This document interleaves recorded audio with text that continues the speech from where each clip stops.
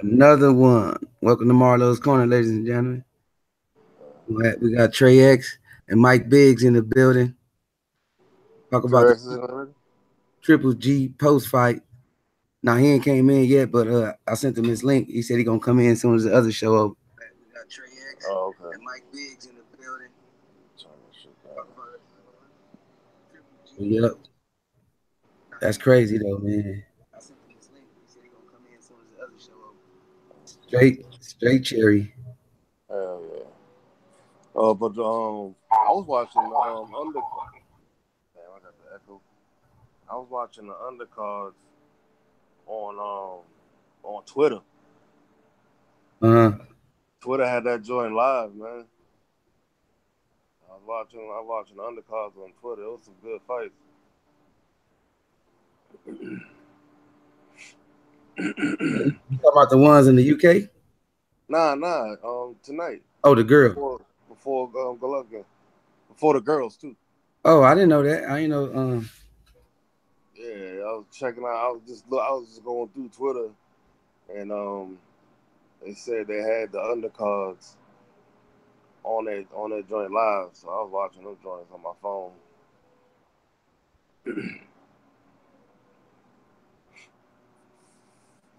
And I don't know, man. Good day of boxing, man. Sorry for haymaker hay. I don't know, man. Good day of boxing, man. Yeah, it was a good. Sorry for haymaker hay. Oh, I'm not shit delayed. Oh, you listening to your joint? Yeah, I gotta pause that, and I got now I can get in the chat. I said two watch. Oh, you watching and I'm watching. So Yeah, I guess we both in the chat. Hey, but yeah, Triple G got tagged and exposed, and that let me know he exposed me for the Charlos. The Charlos can get him out of there. oh yeah, definitely. They can get him out of there. But Straight he to his picking on head. right. He picking on smaller fighters. That dude couldn't take that punch. And when he felt that first one, he was kind of shook because he was doing a good job on the outside. He caught him a few times. He picked his attacks, but when the times he picked, he got caught one time. Mm-hmm. Mm-hmm. That was the big His, if. If he his could have did corner, that, huh? Martin corner told him, man, just be smart, man. Don't you know what I'm saying? Be smart. Plus, he Right, had that ring rust too, man. right. He ain't fighting in what 24 months or Hey, 20 something like that. what was that funny looking belt he had on his shoulder? Who Looked like a Glove? European. Looked like a European belt. You talking about Glovkin? Mm-hmm. That was that single the mile belt. Oh, for real? Yeah, single the mile belt. Man, that was just a setup, man, all the way around for Triple G fight. And if Triple G fight don't happen, they already stripped him, so that how they announced him he was undisputed. I didn't understand that neither. Right. If you Uh, strip, how the hell is you undisputed getting announced undisputed on HBO? right. I don't know, man. It's all politics, bro. Yeah, that shit crazy. That's I just wanted to see how it was gonna turn out. I basically knew it was going the outcome. If old boy could have he had any type of boxing skills, he could have moved around and stuck and moved. But he got caught, bro. As soon as he Mm-hmm. felt that power, it was over then. Oh yeah, hell yeah. But I'm telling you, he cracked Golovkin with a joint, and Golovkin felt that. Yeah, he did. He felt But that. see, that knee, like that when he was on his knee and he hit him while he was on his knee, that should have been a disqualification off top. Hell yeah, man. Hell yeah. I mean, it's all good, man. It is what it is, man. Yeah. It is what it He gonna have his time though. That shit gonna come back, man, to him and Abel Sanchez. hmm I swear, I want to see. I just want to see Golovkin go down once, man. I just want to see him go down, get up, and see if he can overcome that. Damn, you Right, know, so that sounds a true champion right there for me. right. But I don't And know. look, that was a punch he took, and it kind of shook him up. And that was from originally a 154, 147 guy. He played around those weight classes. Right. Kid Mid, what's up with it, my man? Kid Mid in the house. What's your take on the fight, man? You see that cherry? What it do, Kid Mid? That cherry got popped tonight, Kid Mid. Yeah, hey, I thought in the first round, I was saying that before the fight. I was like, if he fight like a black fighter, I was being funny because Abel Sanchez said that, and he gonna win. So when I seen the first round, I was like, oh, that's their game plan. You know what I'm saying? But old boy timing was fucked up. He was picking the wrong times to move because at first he got happy then. I put it like that because when he landed those shots, you know what I mean? He started to try to go in a little bit too much. You know what I mean? You gotta let Triple G miss sometime. Let him miss and go in. Don't go in there, you know what I mean, and miss, and then he gonna counter you. He's not a good counter puncher anyway, and he gonna counter you with something that you can't handle. Right. That dude got hit with an uppercut, something fierce, because that was flush on his face. Yeah. Hey. You can see it, Triple G eyes, man. He timed that joint so perfect. Hey, Sandra Brown, good evening. Welcome. Underrated Darkness. Welcome, man. Salute, my brother. I was trying to find your link to send you an invite, but I got your Instagram link. Hey, but yeah, that uppercut, that was flush on his chin, man. He wasn't coming back from that. Even when he got up and all that, he wasn't coming back from that, man. And that wild left hook he threw at him. Right. But that, ladies and gentlemen, that's what you call a cherry. That fight right there, that was a cherry. That was a bigger guy fighting a smaller guy. Yeah. And you see the results. The smaller guy, the smaller guy was doing his thing until that bigger guy landed a punch on him and everything changed. Sometimes you gotta point that out to people that be watching the fights because they don't be knowing what's going on. They just know Triple G fighting. Right. You know what I'm saying? Some guy named so and so. They don't even know who Bonus is. Oh, his name is so and so. Right. But not knowing. I didn't know who the hell he was. Yeah, he had a couple. He ain't nobody really, but he had a couple fights with some couple names. But like I said, at a lower weight class. You know what I'm saying? So that be the problem with people, man. They be on that BS, just not really paying attention to what these people be doing. Because he wasn't finna get in the ring and put himself up against no Charlo or nothing like that, no Jacobs, and lose. Except for that loss. Hey, underrated, hey Kid Mid, did you hear them? They announced Triple G was undisputed.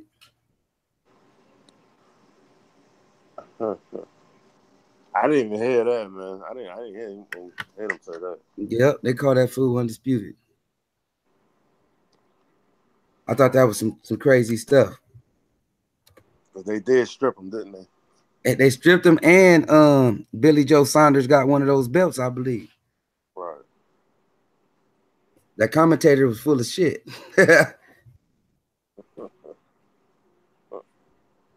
Trey X in the building. Salute, bro. Yeah, boy. What up, Trey? Hey, Trey X. Did you hear them announce what's the name? Undisputed? Triple G. Hello? Yeah. Can you hear me? I think Underrated Darkness trying to get in or something because he keep on calling. I keep on trying to I'm trying to get in the call and shit. I'm getting them hold on. I'm getting them set up right now. What's up, bro?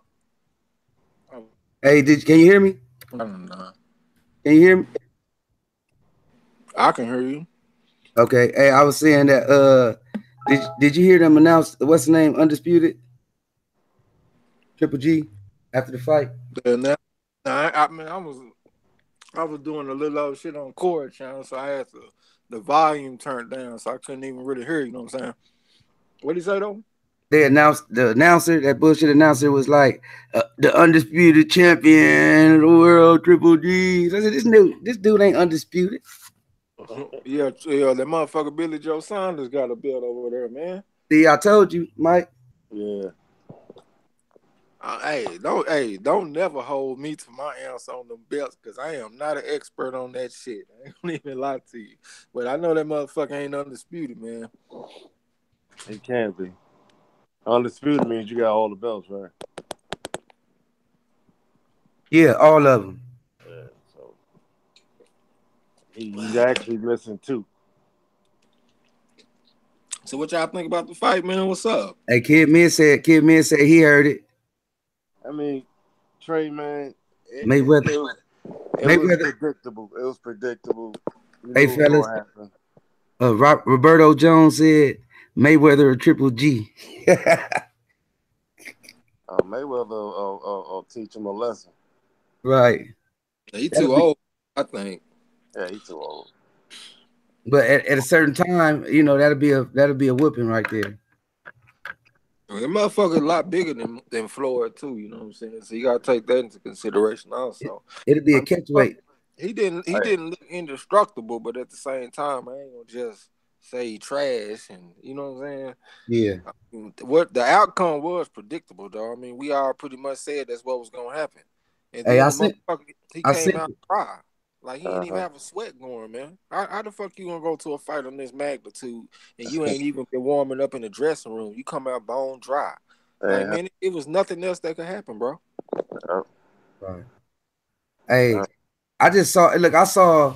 Vanna's doing a pretty good job. You know what I mean? He landed some shots. You know what I mean? He was moving, but he picked the wrong time to make that move and leave that chin out there for that uppercut because he couldn't handle it. Right. I mean, he showed enough to make it seem like at least that if he wasn't coming off such a long layoff, he could have made it a little bit competitive for a little while. You know what I'm saying? But his shots was way too wide and shit, man. It just he didn't look like a sharp fighter. Right. Hey Trey, you think when Monterosa caught Triple G, you think Triple G got stung a little bit? I think Triple G got a pretty good chin. I mean, this is a dude coming up from 54. I mean, he might have felt it enough where he, you know, kind of respected it, but I don't think he really got rocked or anything. Like, and another thing, whatever happened in the first round, I kind of take that shit with a grain of salt because it's a fill out round. Right, right. Triple G trying to see what he can set up on your ass and shit. So, like I said, I gotta take that with a little grain of salt. Yeah, right. Triple D did say that, man.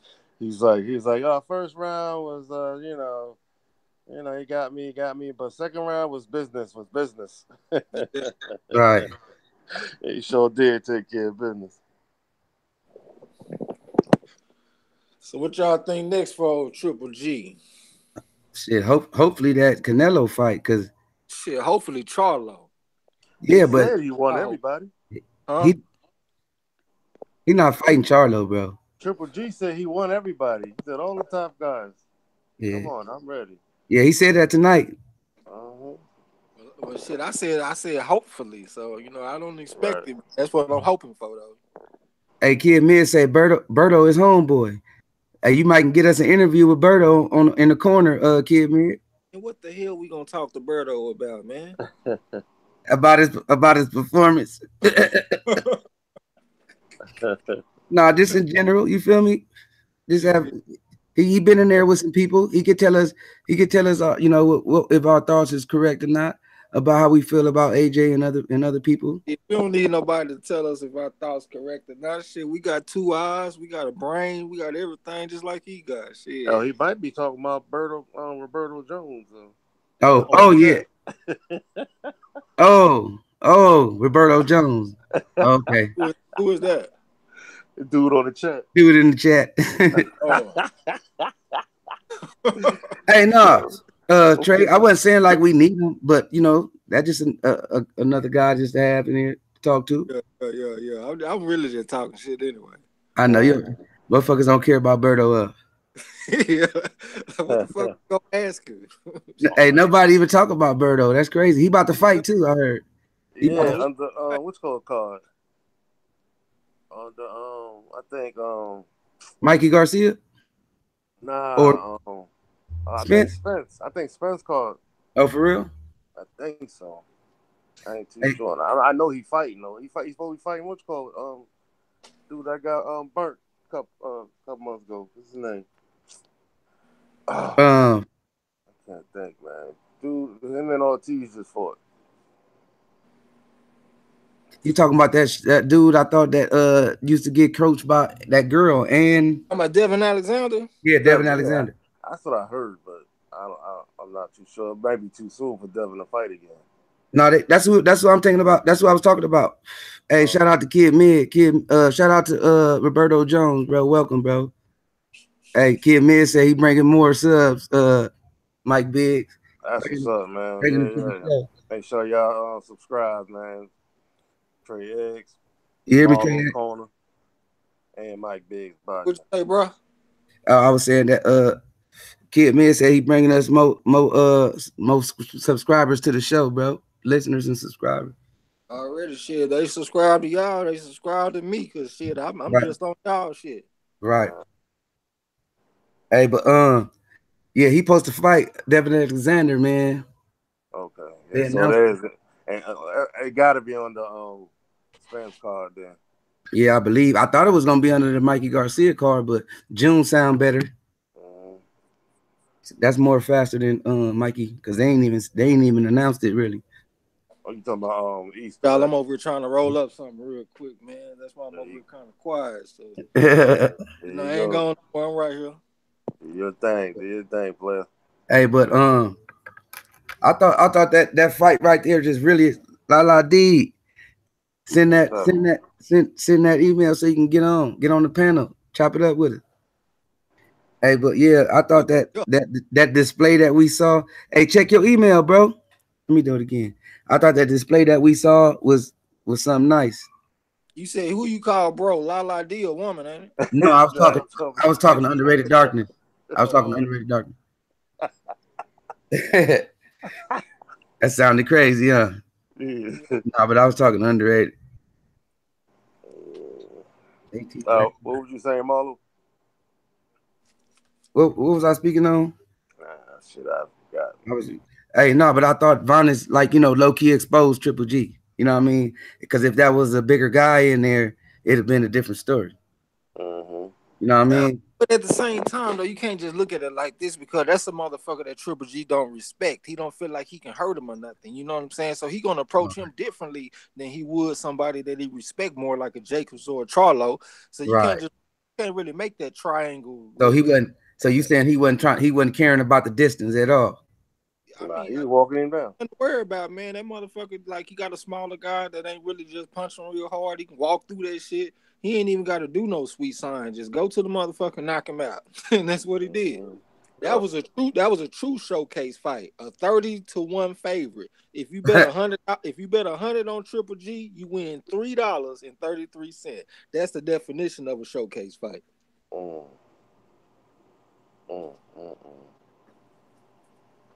But you see, Triple G cut easy too. Cause if the fight went further than 2 rounds, man, I believe that Triple G face would have been cut up.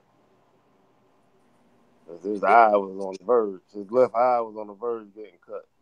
See it swelling up and had a little mark on top of his lid. Yeah. I Hey, know that too.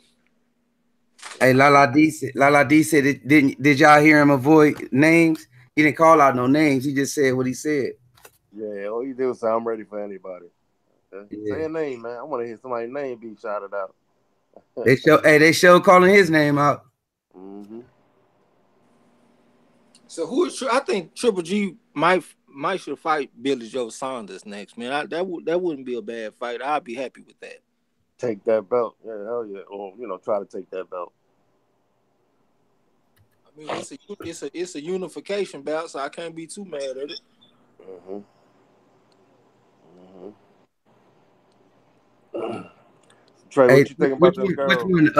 The Billy Joe Saunders, right? Yeah. What'd you say, bro?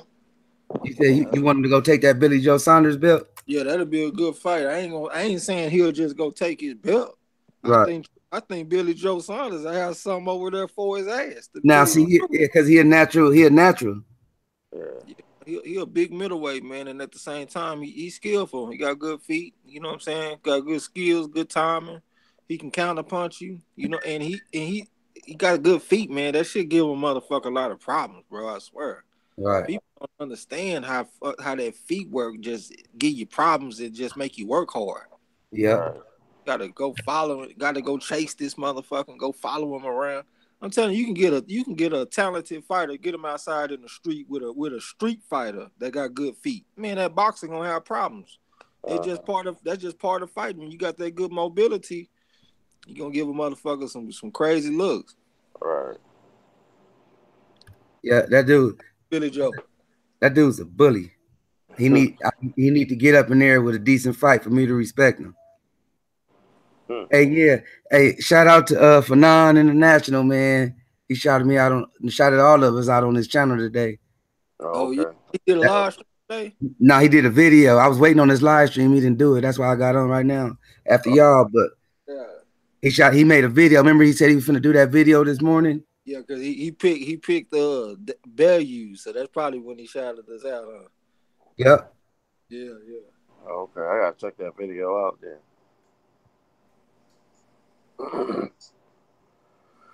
Yeah. Fanon a good dude, man.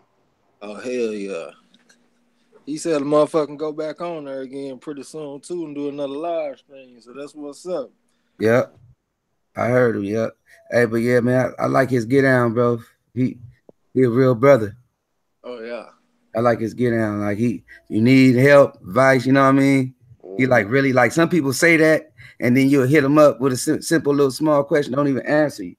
Hey, Underrated Darkness say he still didn't get it. I just sent it just now when I was quiet. Oh, he said I just did it, and he said I checked it. Yeah, I just quiet. JT Black Man 43. Yeah, I just sent it to him. You sent him one? Nah, I can't send him one. You got to.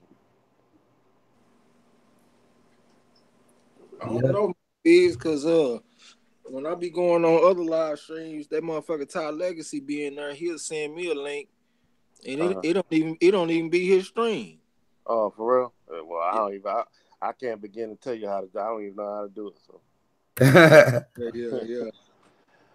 I'm about to holler at Marlo on the low and ask him how he do it because this is all new to me too, bro. Marlo told me what apps to download. I done forgot all that shit he told me. But I'm here though. Don't even trip, bro. I got you. Yeah. I got you. I'm trying to work with it anyway. I'm trying to get that shit better. But that message be kind of, as long as that message clear, you feel me? Hey, y'all hit that like button. Hit that like button. I sent it. I sent it already. I sent it to his other one. Not his email. Oh, there you go. I just seen it come up. Said you added somebody. Yeah, I sent it to it. Okay. Hey, but yeah, that was a straight pure D cherry. I didn't like it. Just like La D said, dude was a coward, man. Yeah. Well, I was saying going in, he hasn't had a knockout in a long time. So he done lost a little bit of his mystique because people have been going the distance with him. So I kind of felt like they needed a knockout to re-raise his profile again. The underrated, yeah. Oh, there he is. You know we can see you, bro. You in the building? Yeah, yes, sir. There he is. But yeah. Can you hear us? Hold on. Oh yeah, we about to get into that one right there. That was a straight disgrace. Kid Mid said, "What about the David Hay fight?" Yeah, we about to go in on Hay. That motherfucker, Marta Royson made over 100,000 a round. He basically made what 112.5 thousand a round. Shit, I'll take that. Yeah, you already know.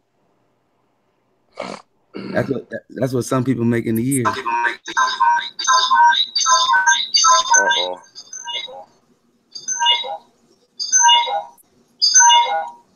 What the hell is that? You gonna have to pause one of them. Yeah, he off on her twice. Oh yeah, we finna go. Hey, la D, we finna go in on. Hey, Humpty Dumpty said on the wall. Humpty Yeah, Dumpty had a great fall. yeah. Hey, Nobody seen that fight except if he was in the UK and you can stream Yo, it good looking, bro. I was at NBT boxing channel up in that chat talking, chatting in the chat room. I mean, and I was finding out what was going on. Found out David Hay got stopped. Got his ass knocked out, and I picked. Hey, man, I hate looking stupid on the internet. Hey, me too, man. That's crazy.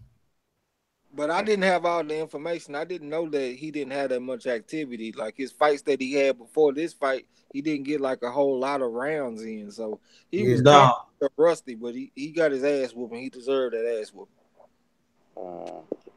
What fight you talking about? Hey, the David Hay. Hey, hey, come on now. Yeah, come on now. Hey, Trey. Like y'all said, you cannot hook with a hooker. Hay was doing all right. Like I was saying, if he would have set traps, take his time, the right was right there, and the body was right there. And you know, and homie Horner beat him with the hook. He caught him right. He went down 3 times, didn't he? Hey, I was just in there because I didn't have no links for the fight and shit, but I just wanted to see what was going on because Hay was talking. Like I said, Hay said if he got defeated, he was gonna retire, and he gonna retire on an ugly note. Yeah, he retired. You know, be with his family. He'd be a good commentator. You know. Don't come back. When I went back and looked at that first fight, he got knocked out the ring and everything. And I was sitting up there thinking, like, this don't look like a dude that just hurt his Achilles. This look like a dude that really got his ass whooped. So I was really thinking about changing my pick, but I was like, fuck it, I'm going to go ahead and stay loyal to my pick and shit. You know what I'm saying? You got to go back and look at that fight. When he messed up his Achilles, Ty, what's up? Yeah. I'm trying to get you on. If you got some time, you want to get on, Ty Legacy. Hey, but yeah, hey, he hurt his Achilles, and Bellew looked at him like, you got to see the look he made on his face, bro. Like a hungry lion, you know what I mean? Like, oh, it's over. It's go time. It was crazy. It was crazy. He knocked him out the ring after that, but he did hurt himself, but he hurt himself on a knockdown, Trey X. Okay. He ain't making no excuse. He got knocked down and hurt himself? Yeah, it was. Yeah, he was on the ground. And he hurt himself, and he looked at the ref like, you know what I mean? And then he got up and started walking around and continued to fight. But like I said, okay, hey, we got Ty Legacy in the building. But yeah, he got beat up, bro. Yeah. Because if you see when you see they was rapping his shit tight on the tape. They was rapping that shit real tight. He got beat up because, hey, at first when I first like I seen what happened, I was like, okay, his leg was hurt, you know what I mean? But then I thought about it. You know how when a person get rocked, their legs always go awkward ways. You know what I'm saying? So it had to be from, you know what I mean, from that punch. So I don't know. I picked Hay get his redemption, bro, and I looked at stupid because that dude got upset. What up, Todd? That's Todd. What up, good? What's going on, guys? What's up, my brother? What up, Todd? What's going on? Don't let me interrupt. Hey, I just got done. So what's your point on that Hay fight? Did you watch it? Did you see it? Did you? Oh yeah, I seen it. He got beat up. Yeah.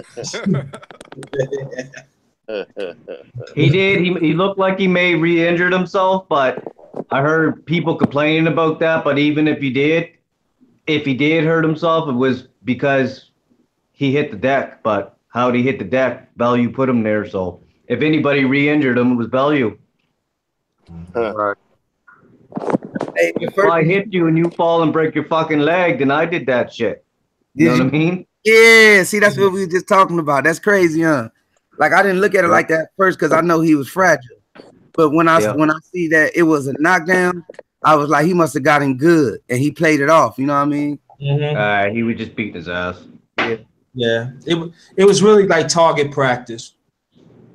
Well, Hayes swings wide. If you watch when he was fighting Bellew, he swings wide, but then Bellew comes in short. So them short ones are always going to land first, right? So Bellew was landing first in the exchanges, right? They don't call him the haymaker for nothing, right? Yeah. Yeah, that's true though. That's an excellent point because I noticed when I was like watching the fight, I noticed that all through the rounds, you know, Hay did not never short his punches. Everything is wide. And then some tell me if Belden would last in the later rounds, in the mid rounds, especially that left, I believe Belden. I said to myself, Belden gonna catch it with that short left, and then and that's what happened. That's what he short. If you know, Belden was kind of wild, but Belgium, I believe. But when I see it, he was shorting his punches, and Hay did not adjust. Hay did not adjust, and that's what happened. Yep. Hay was trying to get his ass out of there. Yeah, but hey, the way David Hay was talking, he sounded like he was the better boxer. But you showed me that he was a better boxer than he was, because he wasn't really looking for the knockout. You know what I mean? Like he surprised himself in both of those fights. I think the first. Kid Mid want to know about them girls. What about them girls that was fighting? Hey, oh yeah, hey, them girls, bro. Go ahead, Mike Biggs. What's your take? Oh man, they was two of the sexiest looking females I ever seen fight. Boy,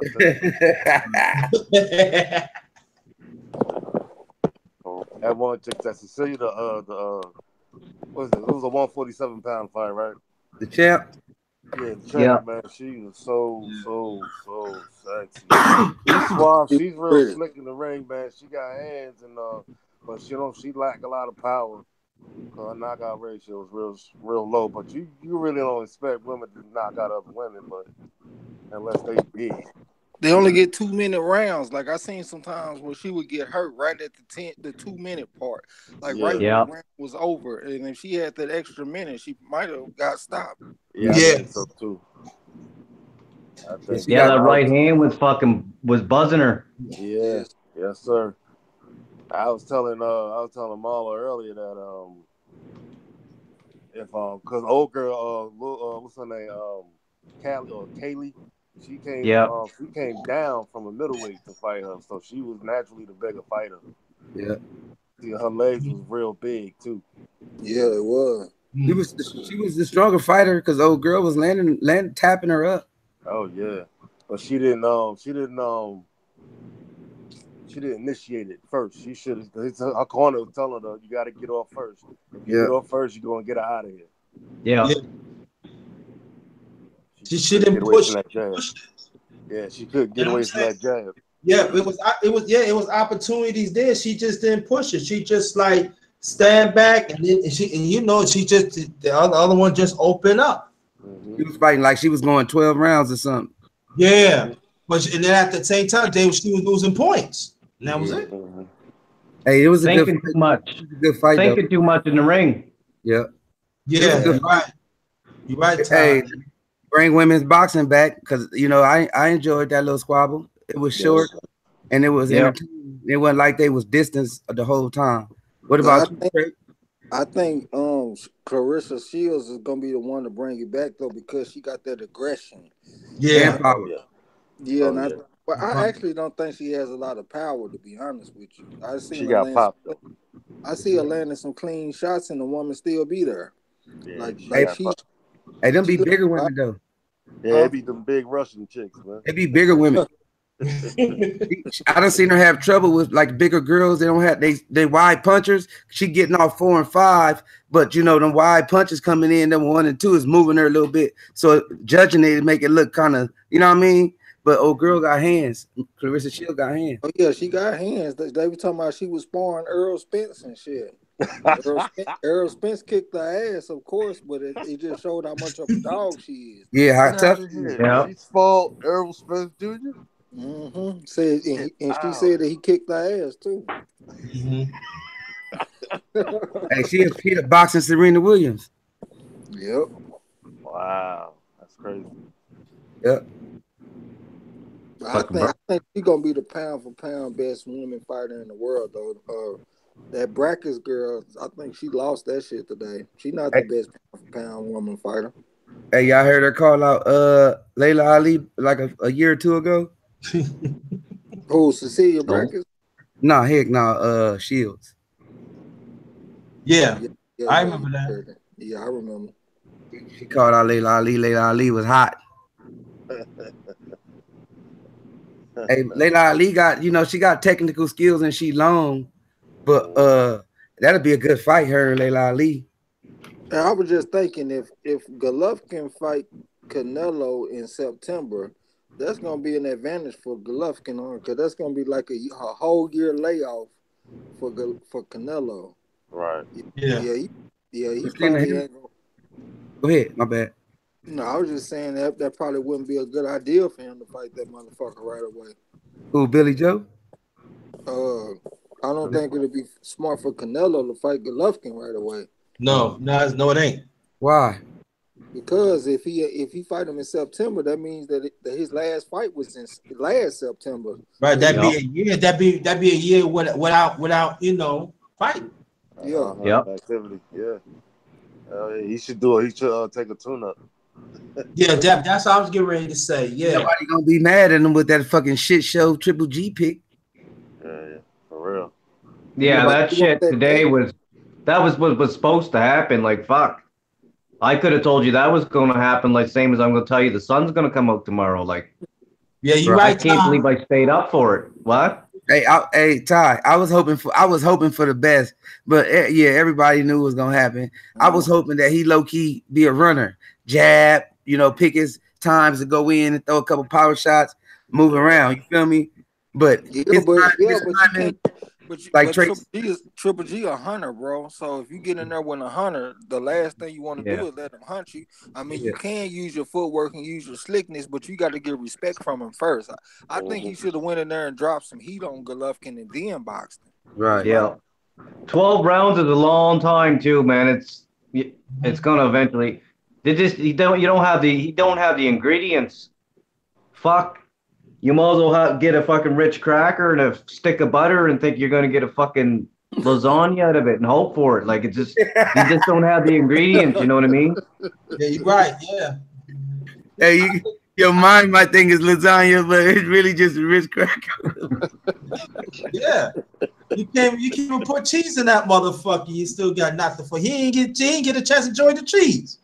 Did you guys see the shot that he hit Triple G with though and buzzed him a little bit? Yeah, we talk about. Hey, Ty, you said it out your mouth. We was asking, do anybody think he was rocked? I think he was mad because after that he started putting thump on his punches. He was buzzed a little bit because you can always see in the legs. The legs don't lie, right? Right. Yup. He did back, but I think what happened when he hit Triple G. He never followed up. He just like he's amazed. Like, yo, you need to go for the kill. All right, if you get knocked out, at least you go for the. He hit him. He didn't follow up with the. I'm surprised he didn't follow with hit him with the body, catch him with the uppercut, because Triple G do not move his head. No, agreed 100%. I've been saying that for years. You don't. Y'all know what's so bad though? That was actually one of Triple G's better opponents. Even though he was coming up from weight, I understand that. But if you compare him to Willie Monroe and fucking what's the other guy that he knocked out before Kell Brook? The guy that he just knocked out, it was damn near embarrassing. That Friday night fighter. I don't know. It wasn't Come on, man. Y'all know who I'm talking about. You said a Friday night fighter? A Friday night fights fighter. He fought on Friday night fights a couple of times. Oh, I got him. The fight right before Kell Brook.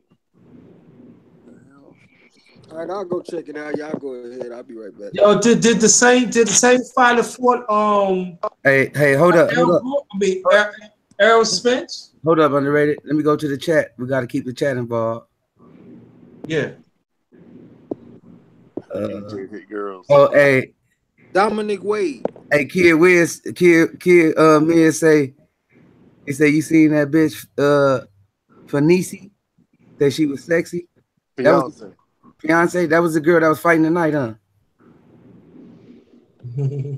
I ain't Yeah. Because both of them girls in the ring was pretty. They wasn't no bad looking girls. Oh man, that was bad. Hey, Clarissa Shields look like she fresh out the hood off the block. Hell yeah. Talk like it too. Hey, Kid Miz said GGG got hurt. Hey, Lala said LOL, shame on Earl Spence. He a woman beater. Whipping on Clarissa like that. And Roberto Jones, he said he think Hector Camacho would beat Triple G. I think so too. But Hector Camacho didn't have no chin though. Yeah, no, but I think it would be. I think it would have been. I think it would have been an early stoppage because Camacho, he do got power in both hands. Yeah, and he throw punches and bunches. That's why I said I think so too. Yeah. Oh, hey, look, La D said the WBC said the winner of Centeno and Charlo gets GGG next fight. Correct? Yes, they did. I think Charlo. And I don't hate on Triple G just to hate on him. I just keep everything in perspective. Like, it's all fighter A and fighter B to me, but I think Charlo beats the fuck out of Triple G, man. Hey, me too. He ain't taking all those shots for 12 rounds.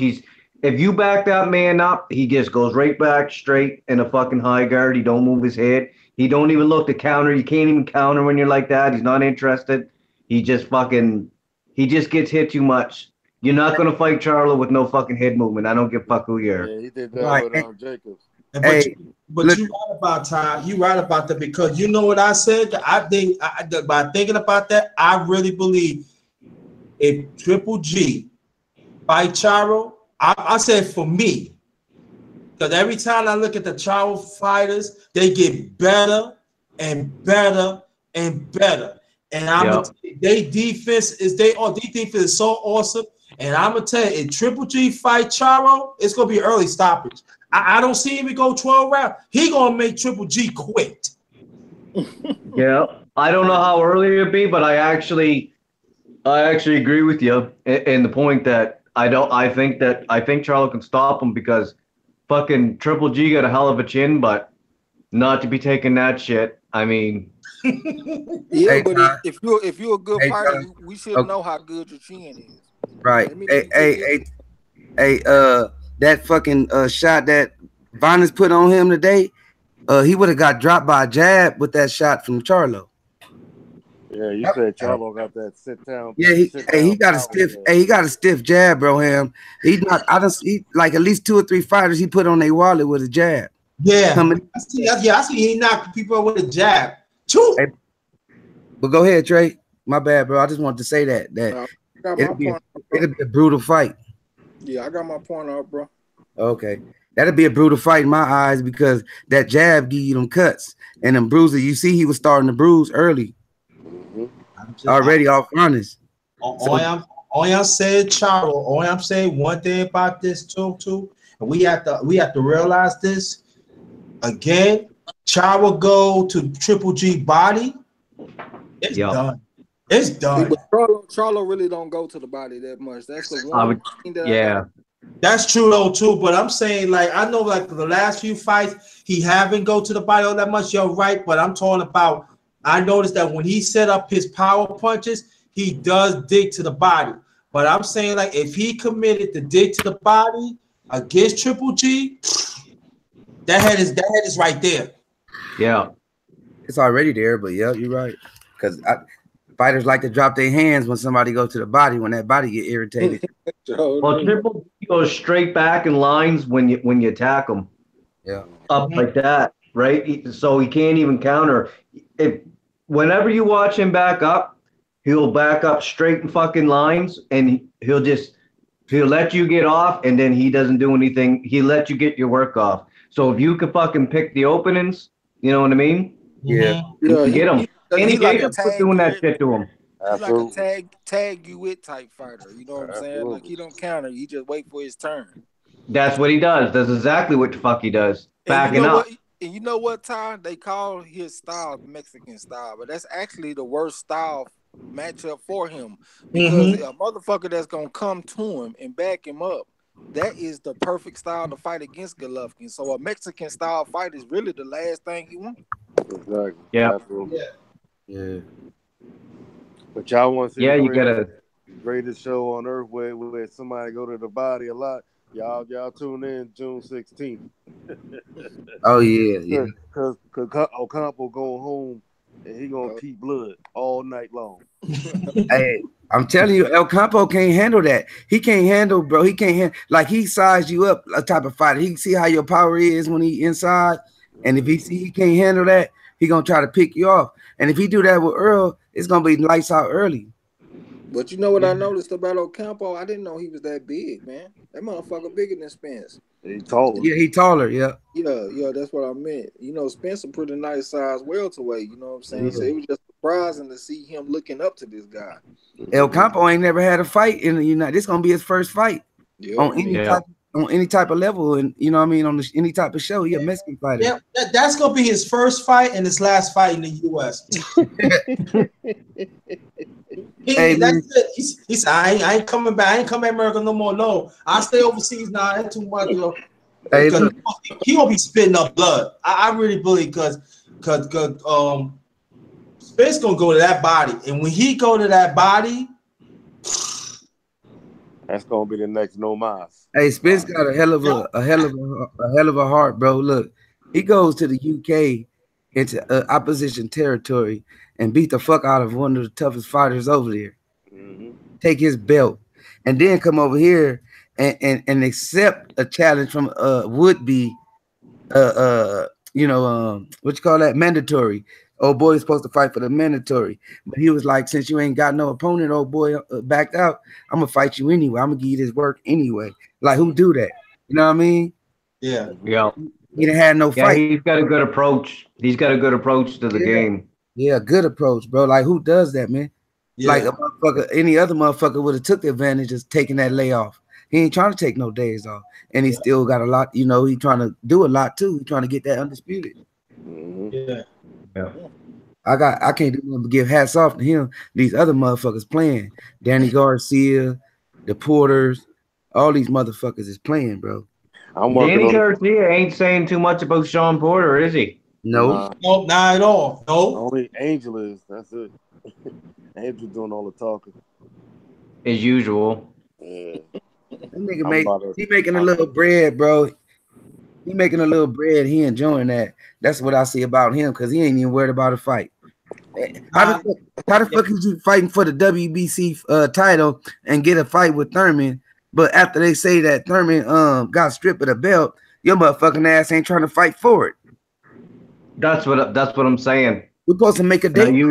I don't usually go down this route, but I see it with this. Like, he's just not very responsive, and they got to fight. That's the thing. They got to fight. It's ordered. I just haven't heard Danny saying much. He asked for it. You know what I'm saying? And then now he got what he asked for. It's supposed to be a date coming up. You know what I mean? Camp supposed to be coming. Come on now. We about to see Spence fight. We about to see motherfucking Crawford. Who else at 147? We about to see. Yeah, that's it. The other two niggas holding it up. Really? Yep. So let me ask you a question. Who you think is going to fight between Spence and Crawford if they ever meet up, like the end of this year or next year? Yo. You mean who we think gonna win? Yeah. Spence. Yeah, I'm riding with Spence on that one, brother. I mean, I like Crawford. Don't get me wrong. I don't even want to see them brothers fight for real, but it'll make for a good fight because what's his name? Crawford guy. He works his angles and he uses all kind of tools in the ring to defeat you. You know what I'm saying? Whereas Spence, he's one speed, and I'm coming to you and I'm gonna beat you. I'm gonna beat you down before I'm gonna get you out of here. Yeah, break you down. I gotta see Crawford at 47. Yeah, I gotta see it. But we ain't getting that fight this year. I don't think we'll get that fight this year. I said by next year, about spring and summer. Maybe, yeah, I could see that. I can see that quicker than this year. I don't know if we ever gonna see it. I'm just being honest. Don't make me drop my shit. No, You don't because think it's Why gonna you happen? say, why you say that? Why you say that, Trey? the reason I say that is because it seems like we the fans seem to take this more seriously than Earl. Right. Like, like when people bring up Terrence Crawford, he don't talk about him the way he talk about Danny Garcia and Keith Thurman and all them dudes. He just like, oh yeah, okay, yeah, that'll happen. You know what I'm saying? Yeah, there's something that'll happen, but he don't really have that fire in his eyes. I'm not sure if he taking that shit seriously. I think he needs to see Terrence Crawford deep in this division, and I think he just got to see him, as a plausible fight. And I just don't really think he's looking at it like that right now. Okay. Hope I'm wrong. Could be wrong, but that's just what I see. Let me ask you a question. Let me ask another question. Do you think Crawford is looking past Owen? Yeah, possibly. And the odds makers are too. They got Terrence Crawford as a 20-1 favorite, man. You bet $100, you win 5. Yeah. This right here just gonna show us, and it's a good fight for Crawford because it's a meaningful fight, right? It's a championship fight. So yeah, for the belt. Win or lose, it's gonna be like, okay, I can see if I can handle 147. If I can handle it, I'll be a champ. If I can't, you know what I mean? I know I'm gonna figure out where I need to go. Hey, let me ask y'all a question. Who on Terrence Crawford's resume is comparable to Jeff Horn? Nobody. There's no comparison. I can't think of nobody off the top of my head. Maybe he ain't even fought a Jeff Horn type motherfucker, so I don't see what he gonna do against. What about Molina? Who? Molina. Who? Molina. Oh, Carlos Molina. Yeah. Yeah, I guess that's kind of comparable. Yeah, I guess so, but I don't think he is as good a fighter as Horn, though. Me personally, I think Horn is huge. Number one, that motherfucker might not have but 1 or 2 more fights at 47. Yeah, yeah. But I think Horn is motivated. I think he's confident. He's motivated, and I'm gonna tell you, I'm saying if Crawford gonna do them angles, and I'm saying if Horn would have been sharp, I'm saying like when Horn beat when he beat Pacquiao. Yeah, with Pacquiao, he was backing him up. Everybody that's slap, but he was backing Pacquiao up and everything. Horn didn't win though. Horn didn't win. And let's go to the chat though, y'all. We got a newcomer, new sub, Jacquez Dash Shields. Hey, welcome, bro. Welcome. Kid Mid, he said Kid Mid sent him. Shout out Kid Mid. Oh wow. Hey, Will Magic Man. Hey, Will Magic Man said it's 6:43 where he at. He said he been up all night. He said he had to be up early in the morning anyway, so he can't bite the post. He can bite the postman. My dog not very well. Oh, get well soon, dog. Yeah, I told him to go to sleep. He said he's gonna take Kid Mid advice and go ahead and take that. Go to sleep, man. But good night, bro. Thanks for coming to support us and everything, man. Appreciate it. Hit that like button before you leave. Yeah, hit the like button. Very much appreciate it. And subscribe to everybody on the channel. Hey, also Kid Mid said, "What's the next big fight coming up?" I guess that's Spence. We got Spence. Loma and Linares fight next week. We got. What about Badu Jack and Stevenson too? Oh yeah. That's coming up. Forgot about that, right? May 19th, right? Hey, what fight did you say, Ty? Lomachenko this month. Oh yeah. Loma and Linares. Ain't that next week? Yeah. On the 12th. Yeah. We could do a post. We're gonna be doing post fights after that too. I want to do it after everybody's show over. You know what I'm saying? We can get together and chop it up after everybody handle theirs. I don't want to be trying to. We can't let nobody else dictate our schedule though. Shit, we might have to just go in when we go in. Right. True that, man. Yeah, you might be better off doing that, Marlo, with all those time changes and shit. Right. So what time would be a good time for y'all? We could put it out there right now to everybody that's listening. It don't really matter to me on the weekends. It's fucking like 10 to 3 right now, but I'm all right for a bit because it's a weekend, right? Yeah, right. Yeah, shout out to She Stay Sleep. She Stay Sleep. What up, my man? She Stay Sleep. Oh, let me go back to the comments Matter of fact, I'm glad I see that. Chief Stay Sleep came in the building when after we got the talking. He said, "Peace, y'all." Yeah, shout out my brother. To the brother right now, brother. And Kid Mid said he gonna be tuned in when we after the post on our post fights. Yeah, man, I'll try to make this a regular thing, man. Get here with y'all fellas. You know, I enjoy it. You know what I mean? And we could put on a good show to everybody. We get a lot of people in here. Yeah. Hey, Chief Stay Sleep, man. I just subscribed to you, bro. Mike Big Boxing. But hey, what about so that's the next fight then, Lomachenko and Linares, huh? When is that fight? When the date is for that? On the 12th, next weekend. Oh, next weekend? Right? Okay. And what about the Spence fight? Earl Spence is June 16th, right? It's June 16th? Yep. Oh, that's a week after my birthday. That's cool. Already. Hey fellas, you guys know what I got for my birthday? What you get, bro? Triple G versus Veins or Veins. Hey, matter of fact, shout out to Ty Legacy. It's his birthday today too. Oh, Marlon Rosen. We got history in Marlo's corner today, y'all. We got a birthday. I got David Hay versus Bellew, so I didn't mind that fight. Dang. That was entertaining. I watched the first one, so I didn't mind the second one. Entertaining stoppage. Hey, Robert Jones said when we was talking about the fights that we might not see, he said like we'll never see Wilder and Joshua. Mm-hmm. Yeah, they playing, we'll see that. I think they playing with that 50 There's mil. Too fucking much money surrounding that. And then Jacquez the Shield. They be having reports that fight next. I hope so. I heard Joshua said today after the fucking Bellew fight. Now I don't know if it's misquoted or not. I try not to look just at titles and shit. So I don't know. I didn't watch the whole thing, but the premises of what I'm saying is that they're saying that Joshua said he's not going to sell his soul to Wilder for $50 million. So I've been trying to keep down the middle with the both of them. I kind of been looking at both sides. Sometimes I'm a little indecisive, but if he said that the way they're saying he said that, then I'm all done. I'm all done even looking down the middle. I'm just gonna say I'm just saying what everybody else is saying. That's it. Fuck it. Because that's crazy. All right. It's crazy though, because I understand what you're saying, Ty, and we all think like this. Think about it though. A 50 mil bag, 50-50 split.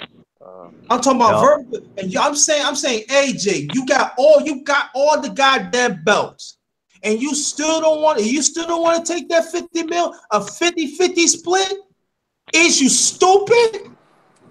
And I'm gonna tell you, her got him by the balls. Oh yeah, got him by the skirt, got him by the kilt. Hey. Yeah, that's BS. But I saw that. That's why I didn't even bring that up. I saw that on the gram. But how's that selling your soul? So you telling me that you wanted Wilder to sell his because you offered him 12 with 12 million. You understand what I'm saying, Ty? So I don't understand that. Hey, let me go back to Reed. We got a newcomer in the building too, y'all. Shout out. Channel growing fast, man. That's what's up. You've been putting in some good hard work, boy. Yeah, man. That his name is Jings ND thing. He said hi. What's up with it, man? What's up, homie? Hey, Jacquez the Shield said, do y'all think Ortiz will beat Dillian White? I think Ortiz would tear his ass up 100. Yeah, we all. I would say yes, but it's hard to say after that knockout he just went through with Wilder. He was on his hands and knees slobbering on the ground. That was like a traumatic experience. I just don't know how he's going to bounce back. I think he needs some soft touches first. Oh, you said that's more than normally one? What I would say too, but he need more than one? He needs some confidence. What Trey said is exactly what I would normally say, but in this situation, no. Hey, but not my opinion. Hey, he said he's ready though. He said he's ready. Ortiz, he's ready. I got him on the gram too. He said he's ready. Yeah, me too. Yeah. He in the gym and everything. But he did take. He took damage. he took damage just because Wilder can give you a lot of damage just off Yeah. not a large amount of fucking punches, right? Like he just concusses you before he knocks you out and then he damn near kills you. So I mean, I think he might need a little bit of time, you know what I mean? But it wasn't like he was getting the shit kicked out of him like Stavern was in the first fight for 12 fucking rounds. So yeah, but at the same time, Ty, how many times in his whole life do you think that's happened to him? yeah.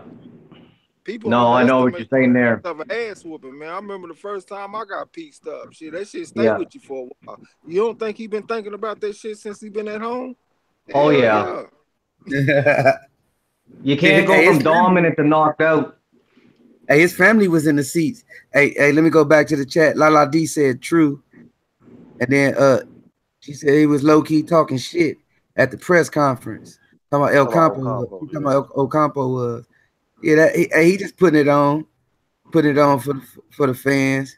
I think Dylan should even fight. I think that your autism. All I'm saying, like, but I think it's a waste of time, man. He's slow. Like somebody say, he's slow, and you know he don't move his head either. He's a target practice. Oh, Dylan White.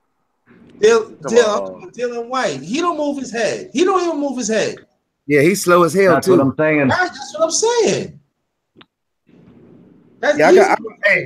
Hey Trey, I understand what you're saying. Like you don't know because you ain't seen him fight since then, and that's all understandable. But we ain't gonna know until he step in the ring. And I wouldn't see him slowing down up in that motherfucker. His head moving and skills is there. Yeah, already like 39, bro. This ain't a 29-year-old that just took that shit. Yeah, that's why I see. Yeah, you right. We just saw David Hay at 37, and he looked like an old man. He should. We got a 39-year-old that just got the brakes beat off of him in the round. Got the sparks. Hey, got the sparks knocked out of him. Yeah. Brake pass, the master cylinder, all that shit beat off. He looked at the ref. You on the knee. You look at the ref. He's like, "Nah, I'm good, man. I don't want no more smoke." Eddie Hearn just put in an appeal for that fight. Which one? Okay. The Dillian White Ortiz fight. They appealed it. What?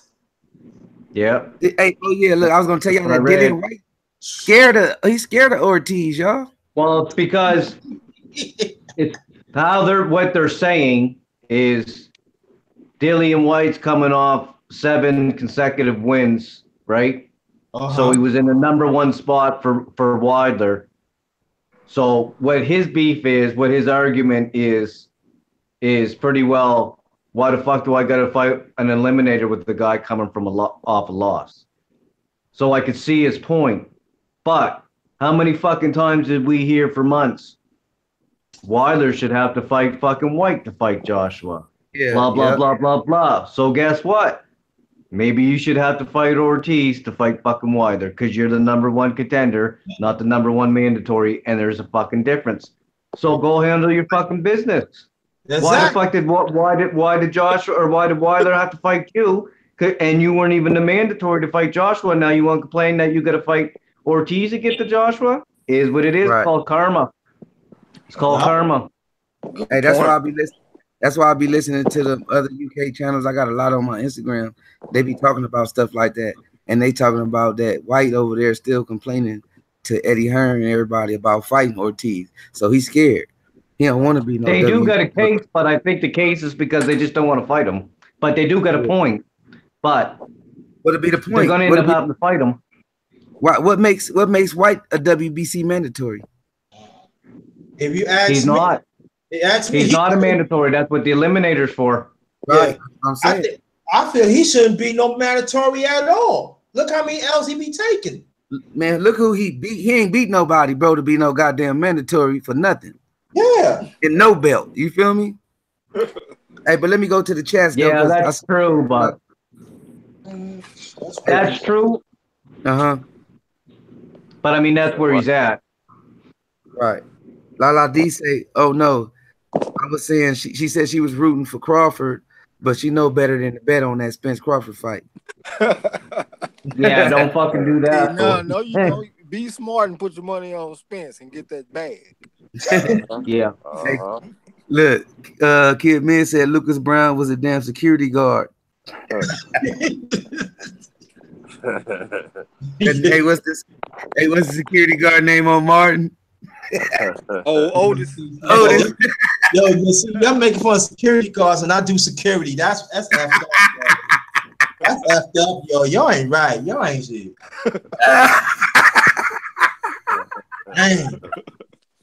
Hey, Lala D say, so this would be such a good test for Crawford. Yeah, it will. The horn fight would be a good test for him. That'll show everybody that. Berto against Alexander, Layla D say. I don't know about Berto, though. I really don't know. That Berto Alexander fight, Berto, I think Alexander got it. If it's the same Alexander, I think he can get Berto. Yeah, Berto ain't got no chin. Alexander tough. You know, yeah. Definitely, right? Shit, Alexander been dropped too, though. You said what? I said Berto, he's difficult to assess. You know what I mean? Because he can fight, but then he's not always consistent. But yeah, he's just difficult. He's difficult to either pick against or pick one of those guys, right? Yeah. You know, go more on your point, Ty Legacy, and you know, I think the one thing will go with your point. You don't know which head Berto is going to be. You just don't. Yeah. You just really don't, because I'm saying if he come in, he beat the same Berto, you could tell he probably one of the best fighters out there. But when he's not motivated, he's tapped out. Hey, I find when he's pressed, I feel like he handles pressure.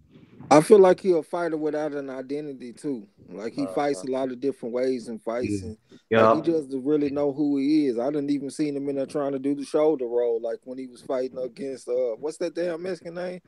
Fuck this. Ortiz. No, the tall one, the tall, slim one, the one that Keith Thurman knocked out. Damn, I'm getting old, man. I don't remember. I know who you're talking about, but I can't think of his name. Yeah, but he in front of my face. He got his ass whooped off in there. You know what I'm saying? Hey, I don't find Berto fights well when you press him either. Hey, Ty Legacy, La D say happy birthday, bro. Yeah. Oh, thank you. Hey, but Berto, bro, look, tell me if I'm wrong or what y'all think. Berto remind me of Broner. Berto come in sometimes letting his hands go, and some fights he ain't. Like I could see that in Berto, but the one thing that Broner got over Broner, he talks so much. He's out there. He's but Berto, he's settled. He's quiet. You don't see Berto be like, yeah, I'm this and that. You know what I mean? No, but I'm talking about in the ring. I ain't talking about outside. I'm talking about the guy that show up, because I saw Berto look good in fights, letting his hands go, everything, combinations, everything. I saw Broner in a lot of fights look the same way. Then, in a lot of fights, big fights, I should say, in his career, top-notch names, he don't let his hands go. Hey, the fighter I was talking about was Jesus Soto Carras. Yeah, okay. Mm-hmm. Now, he ain't got no business losing to no motherfucker like that. Soto Carras had 8 losses when he fought him. Yeah, that's true. That was a straight cherry right there. But Soto Carras is a pressure fighter, right? Or he was then. He's slow as hell. Yeah. Look what Devin Alexander did to him, man. Right. Yeah. He beat Soto Carras ass up, put them bees on him. Yeah, he did. Berto don't do well with pressure.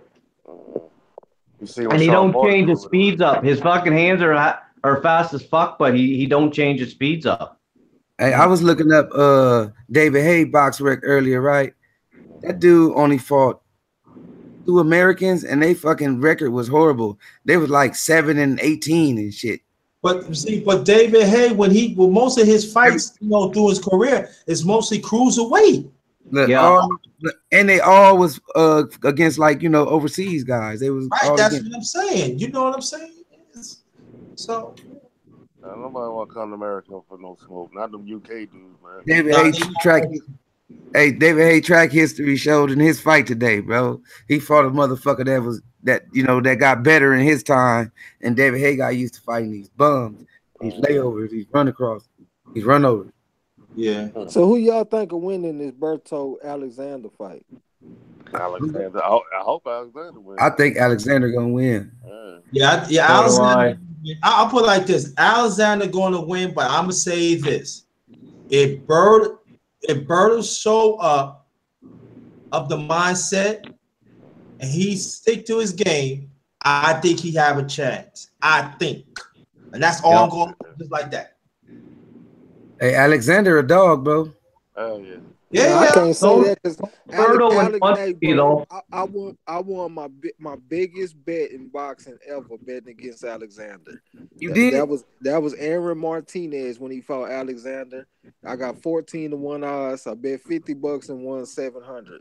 And the reason that I done that is because I remember Kenny Porter saying that he was 0-2 in dog fights because he lost to he lost to Timothy Bradley. Damn, I can't even remember what the other shit was that he said, but the motherfucker wasn't good in them type of fights. And Aaron Martinez was a tough little Mexican, and I just thought he had a chance to go in there and beat that motherfucker. You know what I'm saying? So I can't really just call him a dog. I think he like a technician, but I think you can rough him up though. Yeah, because he ain't the biggest guy in the world. No, he's short though. Trey, and that fight right there, the guy was bigger than him too. So he's fucking small. He ain't big, but he hung in there, bro. He hung in there. It wasn't like he just got ran over. No, yeah, he could and he fucking did bar. beat Marcos Madonna, so I got to give him credit for that. Yeah, exactly. He a dog, bro. He the type of person you have to knock out. Yeah, because he gonna keep coming. Hey, he got Victor Ortiz on his record. He got Castillo on his record. Yep. He got Castillo by knockout. He lost to Aaron Martinez. He lost to Amir Khan. He beat Jesus Soto. He got Sean Porter on his record, but we all know what happened. He lost. Yep. Sean Porter did him bad. Lost to Timothy Bradley, but he beat Marcos Maidana. He beat Lucas Matista. He got some names on. He beat Matista. And plus Timothy Bradley, he's a hard fighter too. He got some names on his record, bro. Yeah, Timothy Bradley, Desert Storm, a real dog, man. Yeah. Hey, he beat DeMarcus Curley. I'm gonna go with Devin Alexander too. Sitting up here looking at this shit because I'm on Box Rec too. I'm gonna go with Alexander. Yeah, I like this little shit he got on his record, man. Yeah, you looking at him too. Hey, he beat DeMarcus Curley too. That's not no little weak ass fight. And at the time, Curley was 37. Curley, I mean, he was 31-7, and that was for a vacant belt. He got Junior Witter on his record too. What you say? I hear you. Y'all remember Juan Urango? He got him on his record. Yeah, this might be two different caliber fighters, and they do have a common opponent in Sozo Carras, and Devin Alexander just made him look like he didn't even belong in the ring with him. Yeah, he schooled him. MIT, shit, for real. Hey, the thing is, Berto, is he hits you with shots that you don't see. And those are fucking dangerous. Yeah. Like his uppercuts fucking is nasty, but it's because it comes fast and you don't see it. Like that's the worst punch, you know what I mean? So he's always somewhat dangerous, but I'm going to pick Alexander to win that fight. Yeah. Myself. Yeah. Hey, fellas, man, excuse me real quick. Hey, I love chopping it up with y'all, but I was up all night last night, fucking, and Trey, I'm done this evening, bro. I gotta give me some shout out. All right, man. Hey, man, good night, man. Good night. All right. To the next one, my brother. To the next one, man. Hit me up tomorrow if you do it again, bro. I got you. All right, Ty. Peace, bro. All right. Peace. Hey, Trey, Berto ain't got no punks on his record neither, though. Yeah, I was just about to go check that shit out. Hey, Berto got Porter, Ortiz, Floyd Mayweather, Josecito Lopez. He got Soto on his record too. Yeah, but he taking losses to these dudes though. He lost to Ortiz. He lost to Guerrero. He lost to he lost to Soto. He lost to Mayweather. He took a lot of losses. No, he beat Ortiz. He beat Ortiz. He lost him in the rematch. He beat Ortiz in a rematch. Ortiz knocked him out the first time. The motherfucker loses to people that I would normally pick for him to beat, other than Mayweather. I'm like, what? Hey, he fought Steve Forbes too. Yeah. Yeah. Yeah, but he ain't got no power though. Yeah, I know. He do got a win over Juan Urango. He got a win over Luis Collazo. I got to give him credit for that. And you got to give him credit because he got a little knockout power. He got 24 KOs. Carlos Quintana. Yeah. Berto's one of those fighters to me that he's capable of winning these fights, but you just don't fucking know if he's going to. He got a win over Riverside Rocky too, Jose Cito Lopez. That's a good tough win. Hey, let's go to the chat. Lala D said Ryan Garcia versus Tank. Who win? Tank right now, my opinion. I got Tank too. Yeah, that's what she asked the question. That's what I put in the chat. Tank. Yeah. Oh, she said LOL. Don't answer that. Yeah, that motherfucker. He making Garcia making too many mistakes right now, man. He pulling straight back. He got his chin stuck straight up in the air. His power really looked like it's not enough because he didn't hit that guy with any punch last night that deterred him from coming forward. And he accepts your distance closing too easily. Like if you decide to close a distance on him, he doesn't really do anything except for a check hook to deter you. You know what I'm saying? Yeah. So he'll get his ass. True. Yeah, that's true though. Yeah, and that's true though too. And then Tank trainer is Ronnie Shields. Ronnie Shields is all I believe he's a well-rounded trainer, but his expertise is the uppercut. Yeah. His expertise is the uppercut to the body. That thing is deadly. On the body, but see, he teaches fighters how to uppercut body and the other uppercut like closely, like he teaches fighters how to shorten the uppercut. That short one, yeah. He should, and I'm gonna tell you when you deal with a fight like Tank. And he got speed already, and he got power. When he start up and when he start working with the body, you going to drop automatically. What I like about Tank, he shortened his punches. So when he shortened his punches, more power and more compact, and he's pulling people out. And I think Ronnie Shields is very underrated of the trainers. I believe Garcia don't fight on the inside either. If you watch him, anytime that distance close, he usually elects to hold, and what that tells me is you can't fight on the inside or you don't have the skill set to, because people can speculate. Like I said it with Rigo, and I love Rigo. A lot of people, I just don't do the speculation. If I see you not doing something or you don't want to do it, I just assume that you can't do it. Well, hey, Trap House Boxing posted a video of him sparring at the Mayweather Boxing Club. And it's only like a minute and something long. It's highlights. But I want y'all to go check that out, man. And y'all tell me if that ain't a replay of what y'all saw last night. What y'all saw last night is who this guy is. That's just the fighter that he is. And I was thinking, like, I was giving Golden Boy some credit for putting him in with a, tough veteran. I mean, he was a good opponent for him. He was a veteran. And he didn't have a lot of power, but he had a good chin, so you can get a lot of rounds out of him. You know what I'm saying? So it seems like they're trying to work these kinks out of this kid, but I think that's just part of his makeup. That's just who he is. Yeah, I'm not saying he's not talented, but everything that you said earlier is exactly what I seen, and that's what I told you in Sanctus in the first fight. He got his chin up in the air, like especially a lot of times when he throws something, that's when his chin comes up. I know because I used to make that mistake all the time and get chin checked for it. Yeah. So I know motherfucker when I see it. You know what I mean? Yeah. Every time he punches or he throws any more than 1-2 or you know what I mean, ups the tempo. His chin raises up. He don't keep that shit tucked, and he's gonna get it knocked one day. And I think Tank would just muscle him on the inside, man. Yeah. Yeah, that's I agree with that. Like, you got that assessment. You seen the exposure in them last night, huh? Yeah, the last couple fights, I see that every time they go in the inside, even though a lot of his fights are short, he Yeah. just doesn't fight in there at all. Mm. So that tells me he either can't do it or he just his skill set doesn't allow for it. You don't see him slipping a lot of punches or in range. He does exactly what Trey said. He's either straight back in a high guard, and if they close the distance, he's just holding, and he's not even really smothering a lot. Like smothering to me is a good defensive move, and he don't even really do that. He just, I'm not fighting here, and that's it. You're not gonna be able to muscle everybody like that.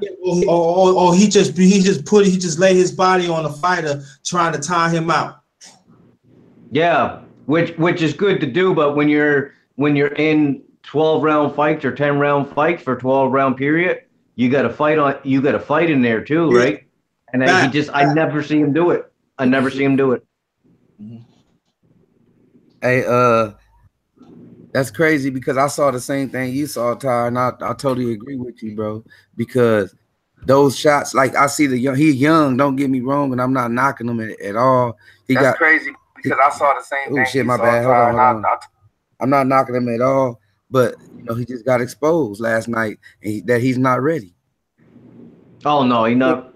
I don't think so. No. He's 19 years old and he's a prospect. They building him up, so we can't look at him and say if he's ready or not. Ready for what? Ready for a championship or something?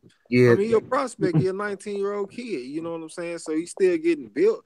He just got some visible flaws that he needs to work on, or he gonna get his ass knocked the fuck out. He gonna get one of them chocolate Tito ass whoopings. When I say ready, bro, I'm speaking on ready because he calling out champions. He calling out fighters.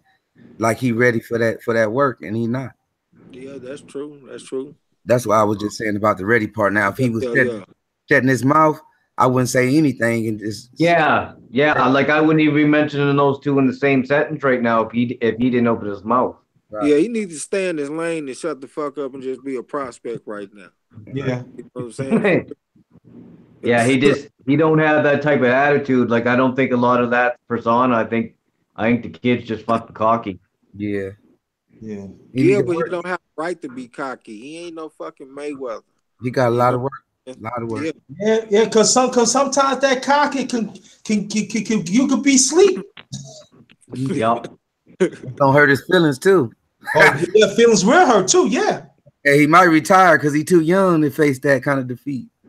Well, he done already got handled at the Mayweather Boxing Club. So yeah, Riley, I saw it the whole thing.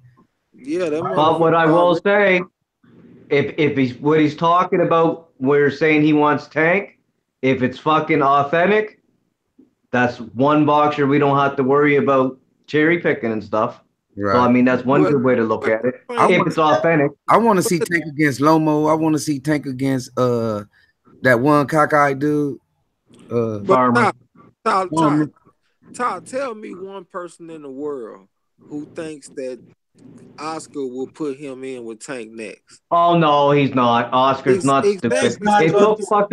It took Oscar 25 decades to put Canelo in with fucking Triple G. So there you go. Hey, and let me go. So it's easy to say shit like that when you know you ain't gonna fight him. Right, exactly. You could make up anything. I understand, Trey. You can make up anything. Yeah. If you know it ain't gonna happen, you can say anything. Yeah, right. I just always give credit to the fighter, just because until they show me different. But I see what you're saying. And like a lot of times, I'll blame promoters and advisors before I'll even. It's like with Tank and Loma. Like I was always under the impression like Loma or Tank probably wants to fight. Floyd's probably kind of against it. So in that instance, I said it's probably the promoter, not the fighter. Until I start seeing Tank talking, and like Tank doesn't seem like he's in a rush for that. Right. Hey, but let me go to the comments real quick. Keep them interactive. Keep our chat room interactive. I see Kid Miz said something about go to sleep. He was talking something about Ray Mercer. Why you call me Kid Miz? Ray Mercer can punch. That's what Underrated said. Kid Miz said, oh, that he wanted to know why they call him. But the real Aaron Collins, he said he grew up watching guys like Muhammad Ali, Joe Frazier, Marvin Hagler, Sugar Ray Leonard, Tommy Hearns, Larry Holmes, Spinks, and Roberto Duran, etc. What y'all guys think about that little roster right there?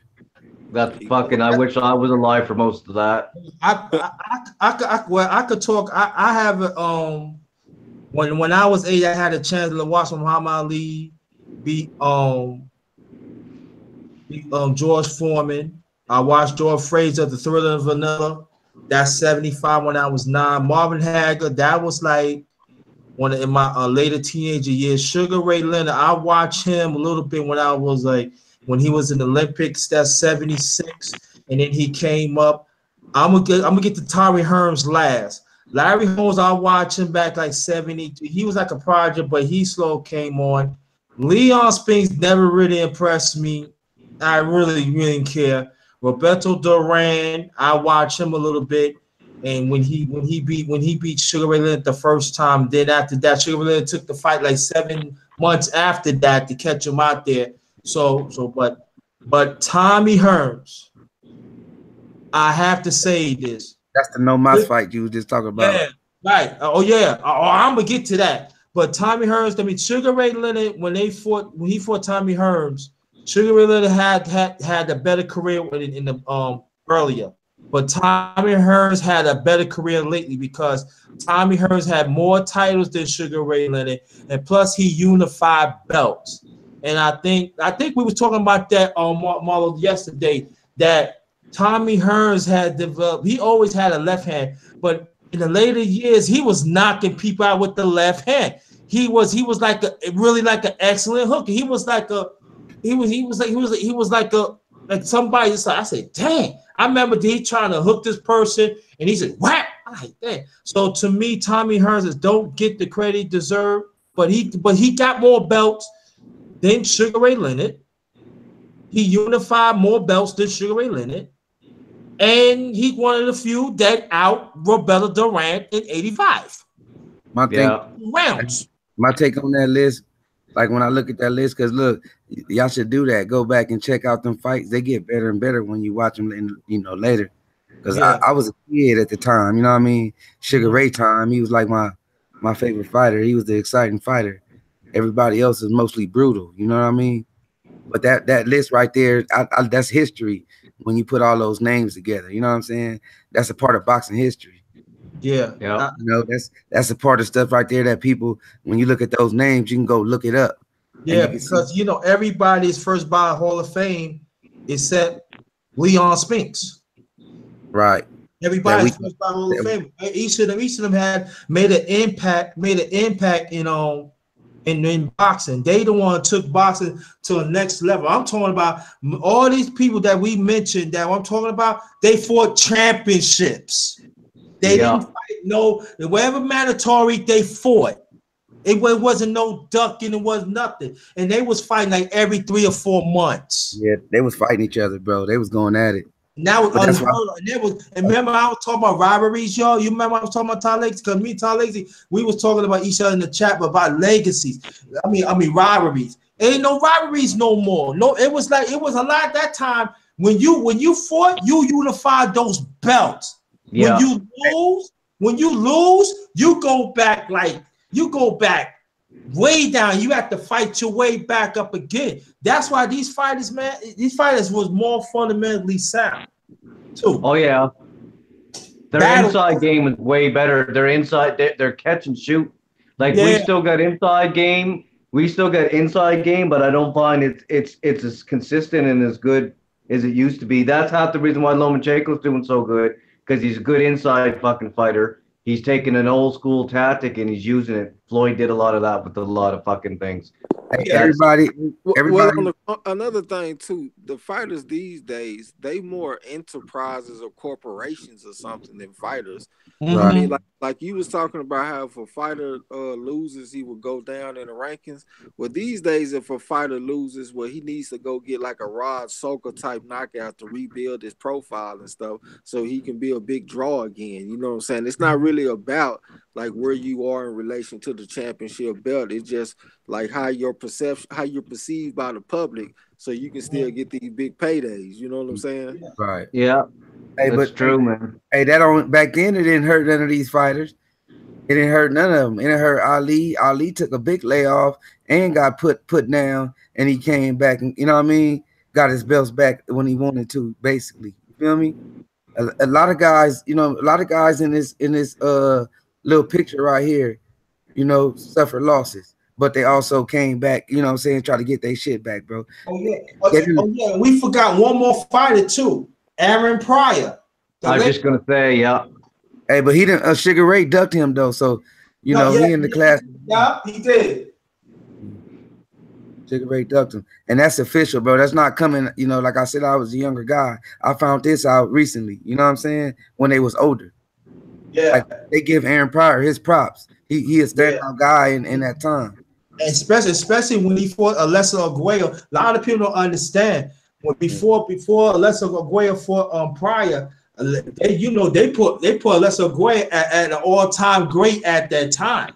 A lot of people realize that Aguayo was he must have won about at least about 60-something straight fights. A lot of people don't understand that. He was winning, he was getting belts left and right of different weight class. But when he met Aaron Pryor, I don't know what it is. He just walked through him because Aguayo had despite he was slim, but he had power. I say he out people out. But Aaron Pryor, Aaron Pryor just walked through him and just boom, boom. I'm like, damn. Oh, I didn't see that. I never see Aguayo got destroyed like that. Never in my life. Both times. Hey, let's move on to the next one, y'all. Kid Miz said, "What y'all think about the other Charlo?" He talking about the 154 Charlo. Shit, I like him a little bit better than Jamal, to be honest with you. I feel like he got more of a complete game. He go to the body a little bit more. He got a more defined, like a more prominent left hook. Even though I will give Jamal props because he hit Centineo with a hard ass left hook. You know what I'm saying? I heard him, but I see Jamel using his left hook more consistently. Jamal, he more of a 1-2 fighter. I mean, I know that sounds bad, but he got a hell of a jab and a hell of a right hand, so that's really not all that bad for him. You know what I'm saying? But I like Jamel better. What about you, Ty? Yeah, pretty well with Trey said. That's whenever I see the smaller one, he's a little bit more consistent going to the body, and he's more of a hooker, right? Yeah, that's but right. I like them both. Yeah, both of them. One of them just a little bit, like Jamel too. I'll wait for the end. What about you, underrated? I can't. Yeah, I'm with the panel and with the thing because I like the smaller one. Like I think for me, both of them got better, but the smaller one, it just to me, yeah, he goes with to him. He's a little more advanced than his brother. He goes to the body. He makes it up. I like how he set traps. Okay. And that's very unheard of his age. He set traps. He set you up. But when he set you up, he know how to get you out. Yeah. And I love that. I love that. His brother, after all, you know, he like I said, he's jab, throw right. Maybe sometimes he throw a hook to the body, and but most of the time it's like 1-2. But if you look at that division, that's all he need to do. Let's be honest. That's right. And then at the same time, I like his situation a little bit better too. I like his coach better, and I just like his situation. He often there fighting this motherfucker Earl Spence every day. You know what I'm saying? It's like that nigga training in the penitentiary or something. You know what I'm saying? Like he doing some real shit. You know what I'm saying? Quality work, man. Yes. Quality preparation. And I'm gonna end it with that so we can go to the next one. But my take is that one just sharper than the other because they all in the same camp. They all sharpen each other, iron sharpens iron. We've been through that, right? That's our motto. So You know, one just a little bit sharper than the other, but I really don't see a difference. You know what I mean? They both got the power. They both put in the work, and it's both showing in the ring. Yeah. Right? But yeah, the next question, we got a few on here. Where was I at with the Charlo one, right? So Lala D said she shouldn't admit this, but she went to go see Mayweather Berto live. LOL. So ain't nothing wrong with that. That was Nothing Mayweather wrong with that. It's a good fight. You went to That go was see the his, last fight. yeah, you went to go see history. Hey, Don't let the mainstream and the fucking haters tell you what's not a good fight and what is, because they'll tell you the opposite. hey, did you enjoy it? That's the main thing, though. Did you enjoy it? Hey, the real Aaron Collins said, so Tommy Hearns wasn't a southpaw? Nah, No, he wasn't no southpaw. He was orthodox. He was orthodox. Yeah, he had one of the hardest right hands in boxing history. Oh yeah, yeah. Hitman. Yeah. Oh my God! And you know his right hand, he could throw it long, but his short is quick. Oh my God! The way he did to Duran. Oh hey, my God! I kind of pray for Duran. I said, Duran, please get up, man. Come on. Yeah. Hey, Kid Mid want to know who was the worst champion of all time. The worst champion. That's a hell of a question right there, man. Leon, the worst champion? What does he mean by worst? Like the one that conducted himself worse as a champion, or the worst skill champion? Let's just take it that he said skills. or because most motherfuckers that they get a shot, one lucky punch. Mostly, we would have to judge that by the heavyweight, right? I would say a motherfucker like Layman Brewster, because like he didn't have no business beating no fucking Klitschko. He caught Klitschko at with a little lucky left hook, and he knocked him out, and you saw what happened in the rematch. But you know what? I understand what you said, but I beg to differ though. Layman Brewster was more hungrier than Klitschko. I'm gonna tell you who's the worst is Leon Spinks. And his brother Michael Spinks. See, we have to go. How about Hassan Rockman?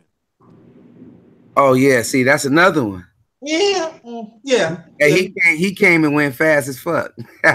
yeah. After he lost to Lewis, you ain't heard from him no more. That's true. Yeah. He got that belt with he caught Lennox off his game. Lennox would get kind of arrogant and Lennox was being an idiot, and I like Lennox. He was being an idiot, and he got knocked out for it. Yeah. Oh yeah. Let's just call it how it is. Yeah. Oh yeah. Oh, one more fighter in the heavyweight division at that time, Oliver McCall. You remember? Yeah. Yeah. He was tripping. He was crying. Yeah. Hey, yeah, the boxing boys got that little soundbite on their shit. He said, when I was hitting him, he was crying in there. He said, what was he saying? He was just crying. Like, oh my God. Yeah. That's some cold stuff, bro, to have that on your history, man. He's in there crying, man, off the blows, bro. You try to kill me. Hey, Kid Mid said, Jones, where you at? Roberto Jones said 1,000. Oh, Lala D said, did you see Oscar admit that Garcia isn't ready for Tank? Yeah, I agree with that. Yeah, but I ain't surprised. Yeah. Stupid. That is Oscar Myers' sweet laugh out loud. If he was ready for Tank, then Oscar would have fucking already offered fucking Tank enough money to give him the initiative to go and fight the boy, and he didn't. That's how you know he's not ready. Kid Mid says, see what he did to Martin. He's skilled. Buster Douglas. Buster did Oh yeah, Buster does the worst one too. We got to throw that in. No, bro, Buster Douglas, when he was on top of his game, he was a pretty fighter to watch. Honestly, like that performance he put on Tyson. Yeah. I don't. If you beat Mike Tyson, I don't know if you could be up there with the worst one fight or not. That's true. And and then when he's not, if you notice when Tyson not coming, because Tyson called him flux. If you notice that when he knocked Douglas down, you could tell Douglas was pissed off, like, damn, why I did that. And you notice he got up.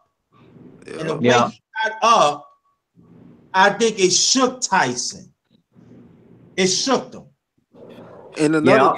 another thing, it wasn't like a lucky punch victory. No, Like, it wasn't. He whooped his ass. No lucky punches for me, anyways. Yeah. No such thing to me. But sometimes people swing and win the lottery. Hey, But if I hit you, you know what I mean? What if you close your eyes and just throw a fucking... If I fucking trip and my feet fucking hail up and my arms hail up, and then you slip at the same time and I whack you, then I'll say it's luck. Hey, that's like saying a lucky shot, huh, Ty? Yeah. Yeah, to me it is. You know what I mean? If I throw a basketball in a hoop, it ain't a fluke if I threw it there. So if I throw a fucking fist at a chin, you know what I mean? Hey, Tyson wasn't ready though, y'all. Y'all gonna have to go back and check that out. Tyson, you gotta understand. He was going through mental problems. He didn't train or nothing. No, he wasn't trained. Mental problems. That's my take on this fight. Is I find they kind of Adrian Broner Tyson in that fight, where they had every excuse for him. I thought Buster Douglas just did things to Tyson that you needed to do. Yeah, back that motherfucker up. Tyson was already getting dropped in sparring, though. I will say that. I mean, that's not a good sign going into a fight.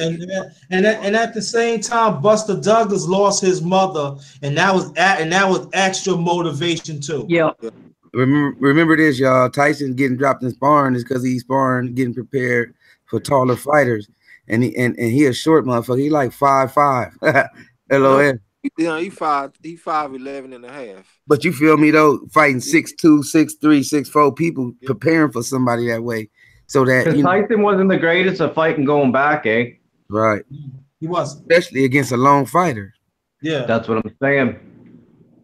So, like, it's a lot of little things in there that's just technical things that people don't understand. You know what I mean? You putting yourself in that fight, and like you said, ain't no lucky punches, and it ain't no excuses if you didn't prepare or not, motherfucker. That was your fault. Yeah, that's what I mean. Yeah, like that's still all that shit counts. All that shit counts before you get into the ring, right? Because it's 90% mental too. So that's your responsibility, even if you have hardships. And another reason why I'm kind of like that, because it's cool. I'm not even saying I'm right, but I'm just saying it's cool to debate that. But at the end of the day, that's all speculation, is all what it is. Because we could say, well, he was having problems and the media is telling us this and telling us that, but it's really all hearsay. For all we fucking know, the man might have just got fucking beat. That's the only reason why I'm like that, right? But hey, the real Aaron Collins said it doesn't seem like boxing is the same as it used to be, right? But I feel you, but it's coming back, man, and it's looking like it's gonna be, I ain't gonna say it better, but it's gonna be exciting. We need new representatives of the sport. Yeah, a lot of these representatives of the sport are not educational. Jim Lampley's not educational to the fan. And I'm gonna tell you, in boxing, they should take HBO license away of boxing. They sorry. They're the most sorriest old people. Y'all don't know how to call a goddamn fight. Y'all talk about the same shit like 30 fucking 40 years. Look how they big up Triple G. But when they talking about Charlo or anybody, they don't want to say nothing. It's been like that for a long time too. That's the bad part, and that's why a lot of fans like the real Aaron Collins don't feel boxing, because he don't care to follow it for shit like that. Like we had to lace. Yeah, there's just no education for the fan, man. There's no education for somebody that's just coming to watch the sport, and there's no education to a casual fan. Like Jim Lampley's his boxing show is not educational at all. Not at all. Like, you gotta have, if you watch football and baseball, they got motherfuckers on there that know what they're talking about. I don't watch those sports, but when I do, I always learn something, or at least understand what's going on, because the motherfucker talking, he shows me shit. You know what I mean? Either I didn't know this about baseball, so now I do, or at least I know what the fuck's going on in this fucking sport, because of the boxing, you don't get that. Boxing, you don't get that. Especially another thing though, like boxing actually can be bigger. Well, I can't say bigger, but it can actually be like super big, because we got this social media shit. Like I remember back when I used to watch boxing back in the day, like I didn't have no contact with the other fans like in between the fights, except for when I went to the boxing gym and I could argue with the Mexicans and shit whether Sugar Shane Mosley or Trinidad was gonna beat De La Hoya or something. But these days, like all the fans are connected, you know what I'm saying, at all times. Like imagine Jack Johnson versus Jim Jeffries in the modern day. Or fucking Muhammad Ali versus Joe Frazier or something like that. Shit would be fucking huge. But you know what I said about that, Trey?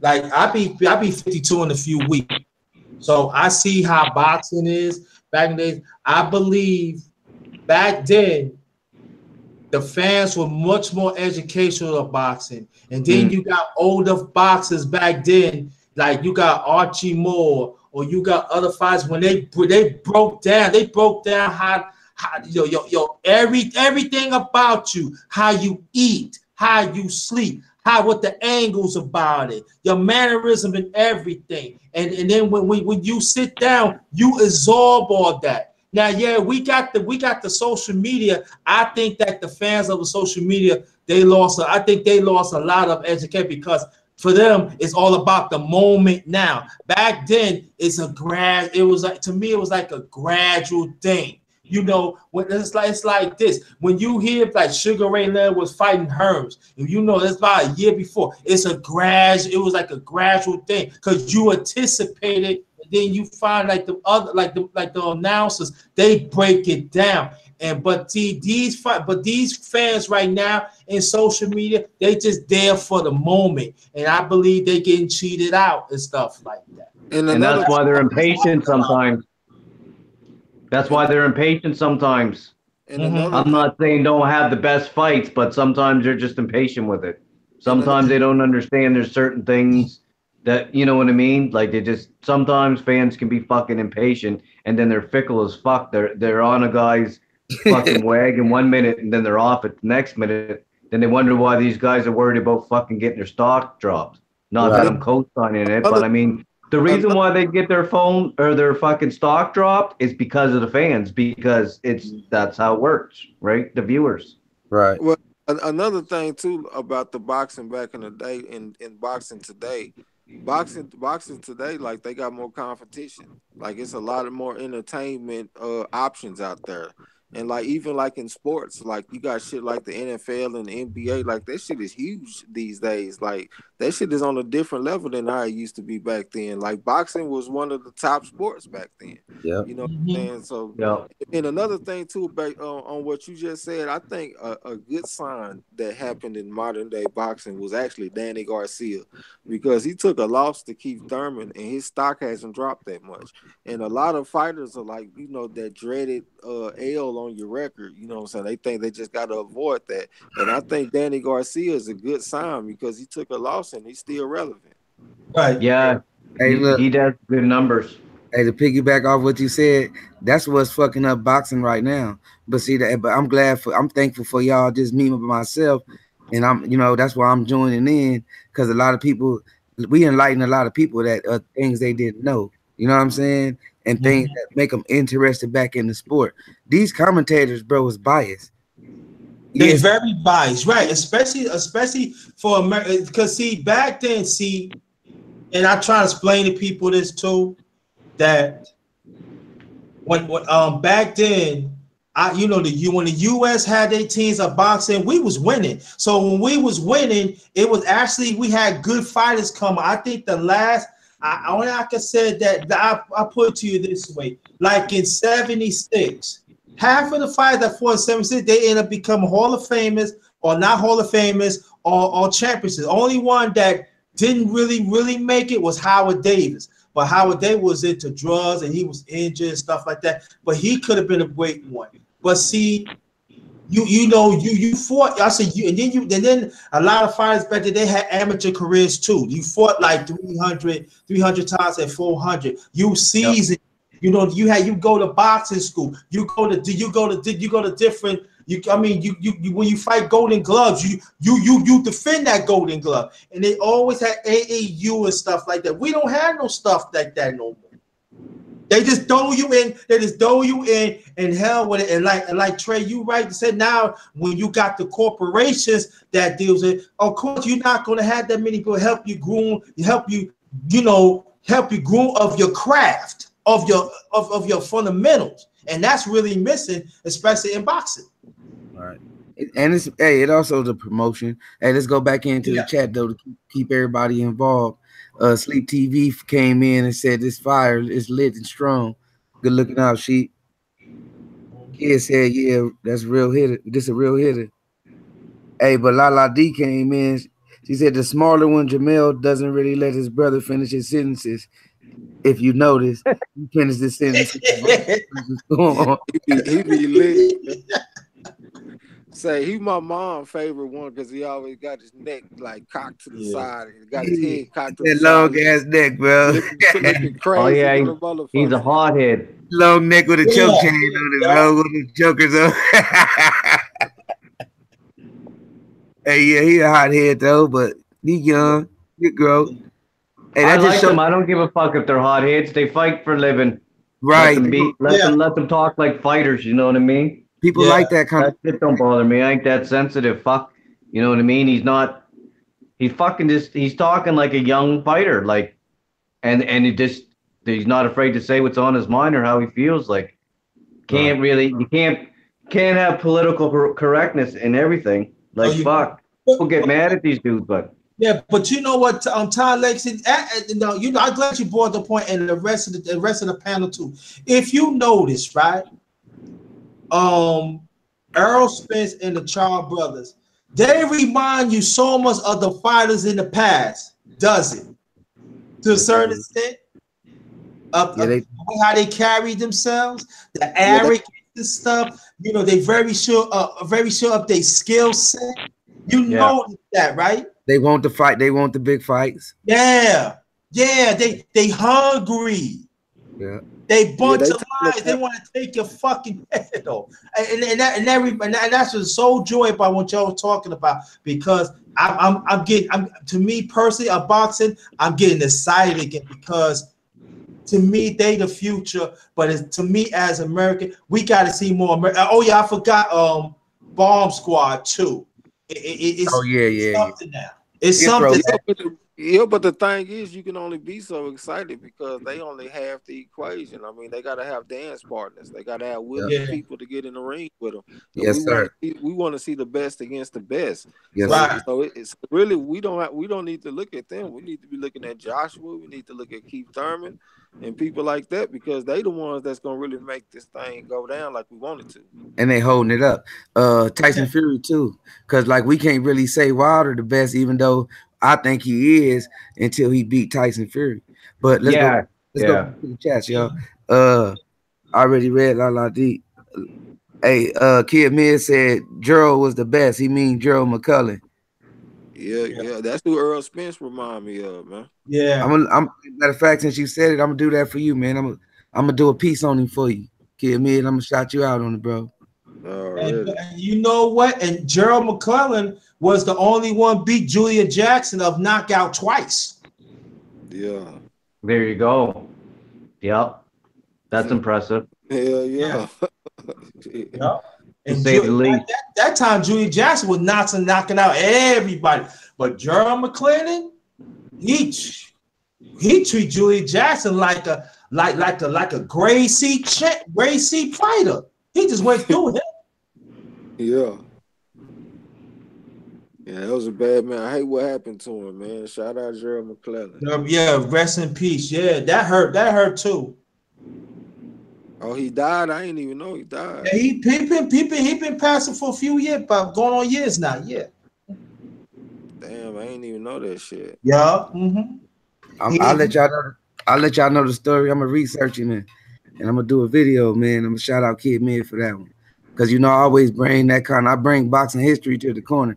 I keep up with the latest and all that, but I like to put that history out there because I want to bring the older fighters, your generation back, man. JT, you need to talk about boxing more to your fans, because they can tell history to the newer guys. You know what I mean?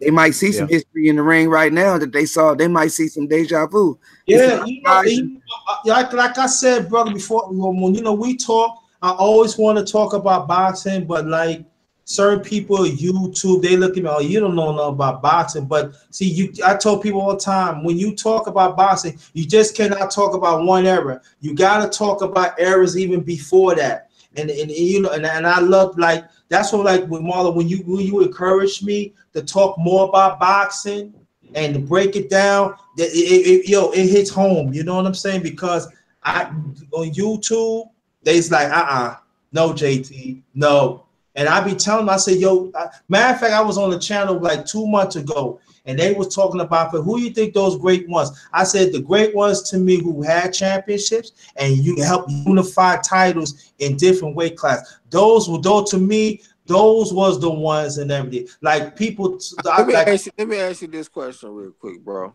Yeah. Just off what you just said. What win do you respect more? Do you respect Terrence Crawford win over Indongo or Andre Ward's win over Kovalev? I said Andre Ward against Kovalev. Yeah, me too. Yeah, but Terrence Crawford unified the belts against Ndongo. Yeah, but see Terrence Crawford, they know he was going to win, but everybody picked Kovalev to beat Andre. Well, it sounds like you agree with me then, because I always say I respect names over belts.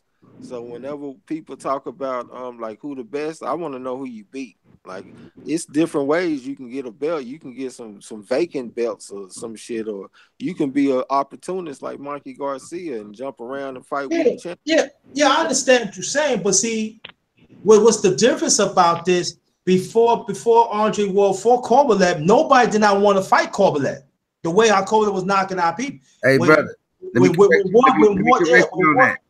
correct you on that. Nobody wanted to fight Andre Ward.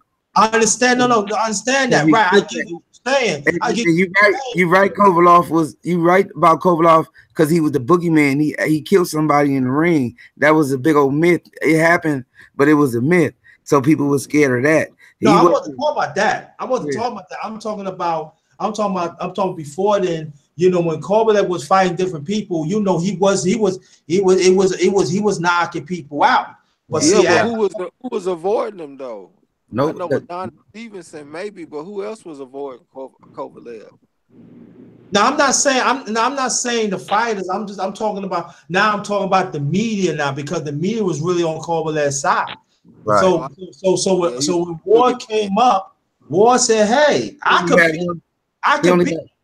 So that's what I'm talking about. I'm talking about the media. Yeah. They pump it up, bro. They pump it up because he only had one person that turned him down, and everybody else was trash fights with no money fights. And him and Ward was like in the same position. Nobody wanted to fight him. Nobody wanted to fight him. Ward like, forget it, man. I fight that dude, and he ended up fighting him twice, and they wanted to fight him a third time. That was some BS. I don't want to see that again. That's why he retired. But let's go back to the chat, y'all, because so we can. Hey, Marlo. Huh? I'll try. Well, my girl's got plans for me tomorrow, dinner and shit. I'll give you a shout. I just got to hit the sack here because I'm going on 4 o'clock. Yeah, man. Don't where I'm at. So I'm going to cut out, listen for a couple minutes. Happy birthday, man. Happy birthday to you, happy birthday to you. Yeah. Thank you. Yeah, we have to get together again. Yeah, and I'll get you on one of my next lives too. Everybody that's on here now. All right, I appreciate you. Okay. At some point. All right, boys. All right. Peace, Ty Legacy. Yeah. Thank you. All right. Hey, the real Aaron Collins wanted to know who died. It was Nigel. I mean, I was gonna say Nigel Ben, but Jerry McCullen. They said Jerry McCullen died. Yeah, he passed. I'm gonna look it up and I'm gonna let you. I'm gonna have a video out. Give me tomorrow. I'll put one out. I'm gonna look him up and put something together. Put that story together for y'all. He actually beat Nigel Ben. Kid Miz said, talking about Jerry McCullen. Darkness. That man was. Probably got messed up in too in the rematch or something. Hey, I believe so. Mm-hmm. I want to make sure. I want to put the facts out there. So, I'm gonna open up these books. You feel me? Open up these pages and everything. Yeah. But the one fight I always respected was Archie Moore. Yeah, that's actually like my favorite historical fighter. You know what I'm saying? And plus that's my family, like my like my grandfather last name and stuff, and that was actually his favorite fighter. And my grandfather, he was like a real big boxing fan and shit, so he was one of the people that like inspired me, you know, to watch boxing. So Yeah, I always had love for Archie Moore. Yeah, because what impressed about Archie Moore that a lot of people don't understand. You know, they have footage of Archie Moore, but they took it out because of racial content, stuff like this. But he was winning. And yeah, like I said, it took almost 20 years to fight for the light heavyweight title, but he win, and then he beat like future Hall of Famers along the way. And years to fight for the light heavyweight title, but he win, and then he beat like future Hall of Famers along the way. And years to fight for the light heavyweight title, but he win, and then he. Oh, my bad, y'all. I was rebooting. Oh, yeah. So that's one of my favorite fighters because he persevered. You know what I'm saying? Even like he fought the great one. Oh man, what his name? Oh my god. Who, Marciano? No. Sugar Ray Robinson. Hold on, Archie Moore against Sugar Ray Robinson? Yeah, he fought Sugar Ray Robinson, yeah. Oh, I don't know about that, bro. You sure? I think he fought him. No, what at the end of his career or something? Yeah. No, but Sugar Ray Robinson, the highest that he fought was 175 when he passed out in the heat fighting Max Smelling or some shit for the championship. And Archie Moore, you know, he was fighting at light heavyweight and up to heavyweight. So I don't really see how they could have fought. Unless they sparred or something. I thought Sugar Ray Robinson won the heavyweight title. Light heavyweight title, I mean. Well, no, he didn't win. He almost won it. He was up in the fight, but they had it hot in the motherfucker outside. Well, they didn't have it hot, but it was hot.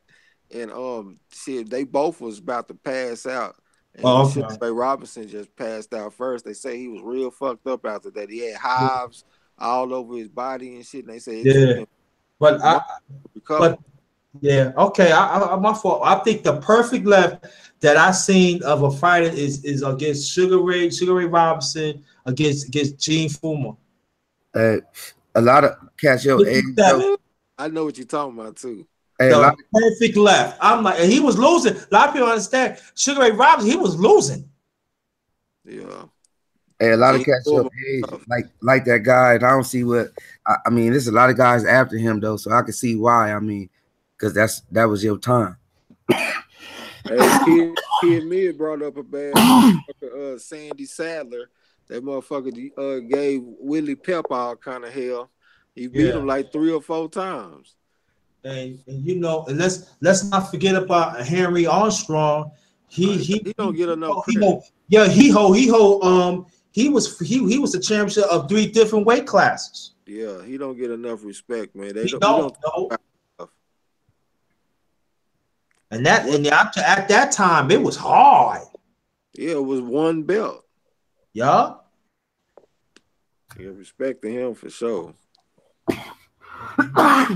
What y'all think about Marciano? Rocky Marciano. I mean, Marciano wasn't all that, bro. That was a cherry picker. He fought Joe Louis. He fought Joe Louis. He was old already, bro. Yeah, that's true. You're right. Exactly.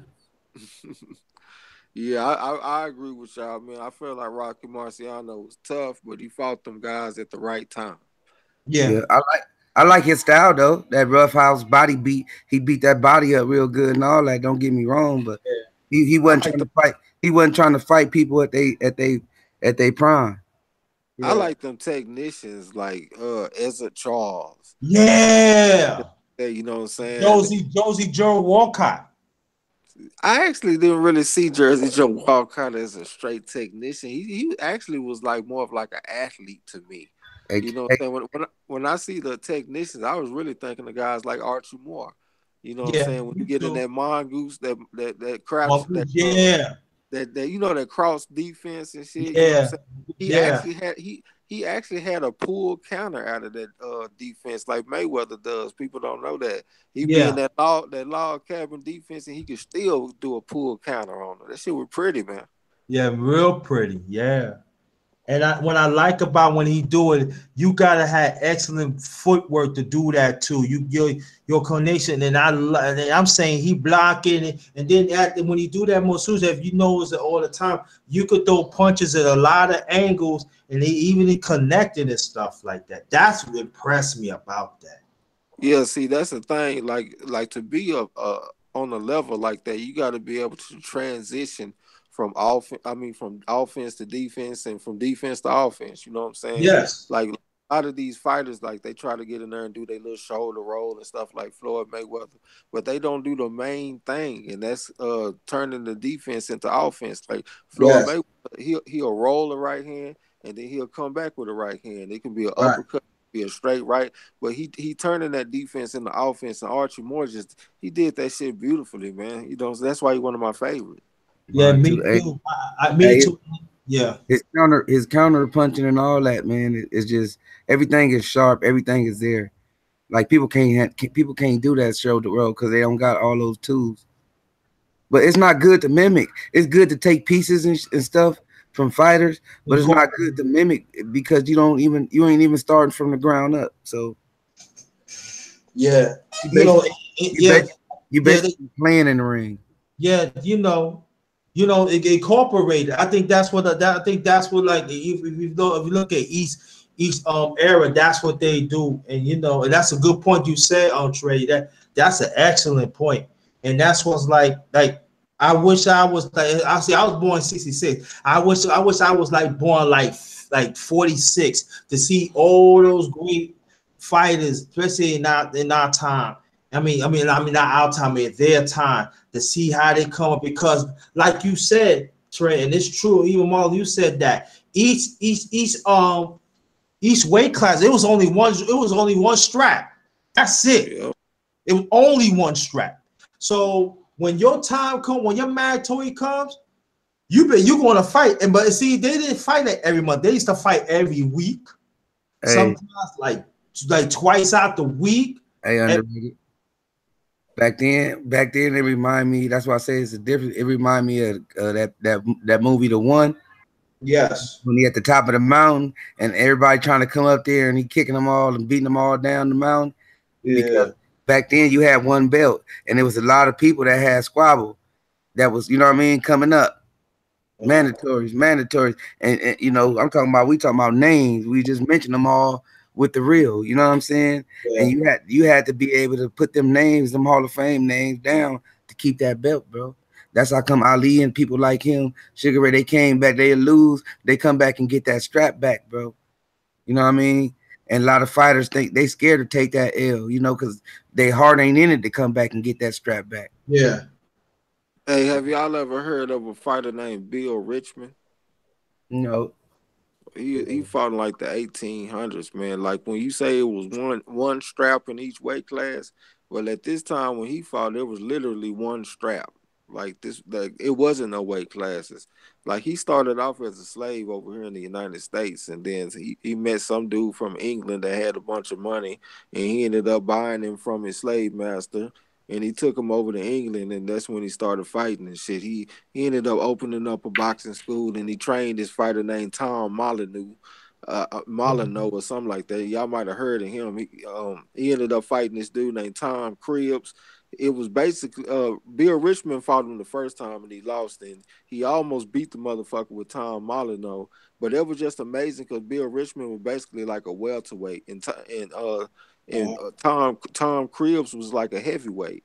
It wasn't no weight classes, and this motherfucker damn near beat him. They fought like 80 rounds or some crazy shit. You know what I'm saying? damn. Yeah, but Bill Richmond was a bad motherfucker. And another thing I want to say is blood boxing made a good point. You know what I'm saying? Like he was saying, like a lot of these moves, like like the Philadelphia Shell and stuff, man, that shit go all the way back to slavery days. Because they used to have the slaves fighting shit, and the people wasn't stupid. They're not gonna just sit there and let you hit them. So of course they had different ways to elude punches and stuff like that. So a lot of these techniques that they have going on right now, even back in the day, that shit go way back further than what you would even think. Yeah. That's Oh, right. yeah, I want to read some. Layla D said Nelson Mandela was a boxer. That's true. Hey, I Yeah, didn't know that. I didn't know that. yeah. Yeah, he was a That's boxer. Yeah. that's history right there, y'all. Yeah. That's history. I'm gonna have to look that up too. Yeah. Yeah. I remember that. Yeah, he was a boxer. He was a boxer. Yeah, he was one of the good ones too. A lot of people say he had skills. Yeah, he said he was an amateur boxer. Yeah, hey, he was thanks, kid. an amateur boxer. Yeah. Oh, the young Darkness. He said, he just subbed to you. Oh, okay. Thanks. Yeah, sub to everybody. Everybody gets it. But hold up, we missed a question. We missed something. Kid Mid said, "What you think about B Hop and Roy Jones fight?" When they fought each other, or just them in general? Yeah. When they fought each other, yeah, let us know. Yeah. Yeah, man. B Hop and Roy Jones. Hey, man, B Hop, and his boxing skills, bro, was something special, man. That Philly style. Yeah. That was something different that he brought to the table. He did a lot of different types. And at the same time, he was one of the first ones of undisputed middleweight. It was everybody trying to do it at the time, middleweight. He said in general, fellas, in general. Right. And then when they go to light heavyweight, they can never win. But he pulled it off though, so I got to give him credit for that. Well, to answer his question, because he said in general, man, Roy Jones Jr.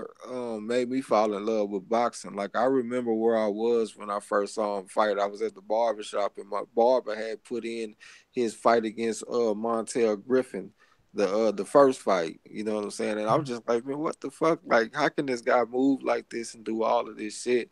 And my man Underrated Darkness been talking about his era that he came up in. I didn't come up seeing all of them great fights and great fighters, but I did come up in a pretty good era because I had Roy Jones. Oh yeah, definitely. It was yeah. Shane Mosley.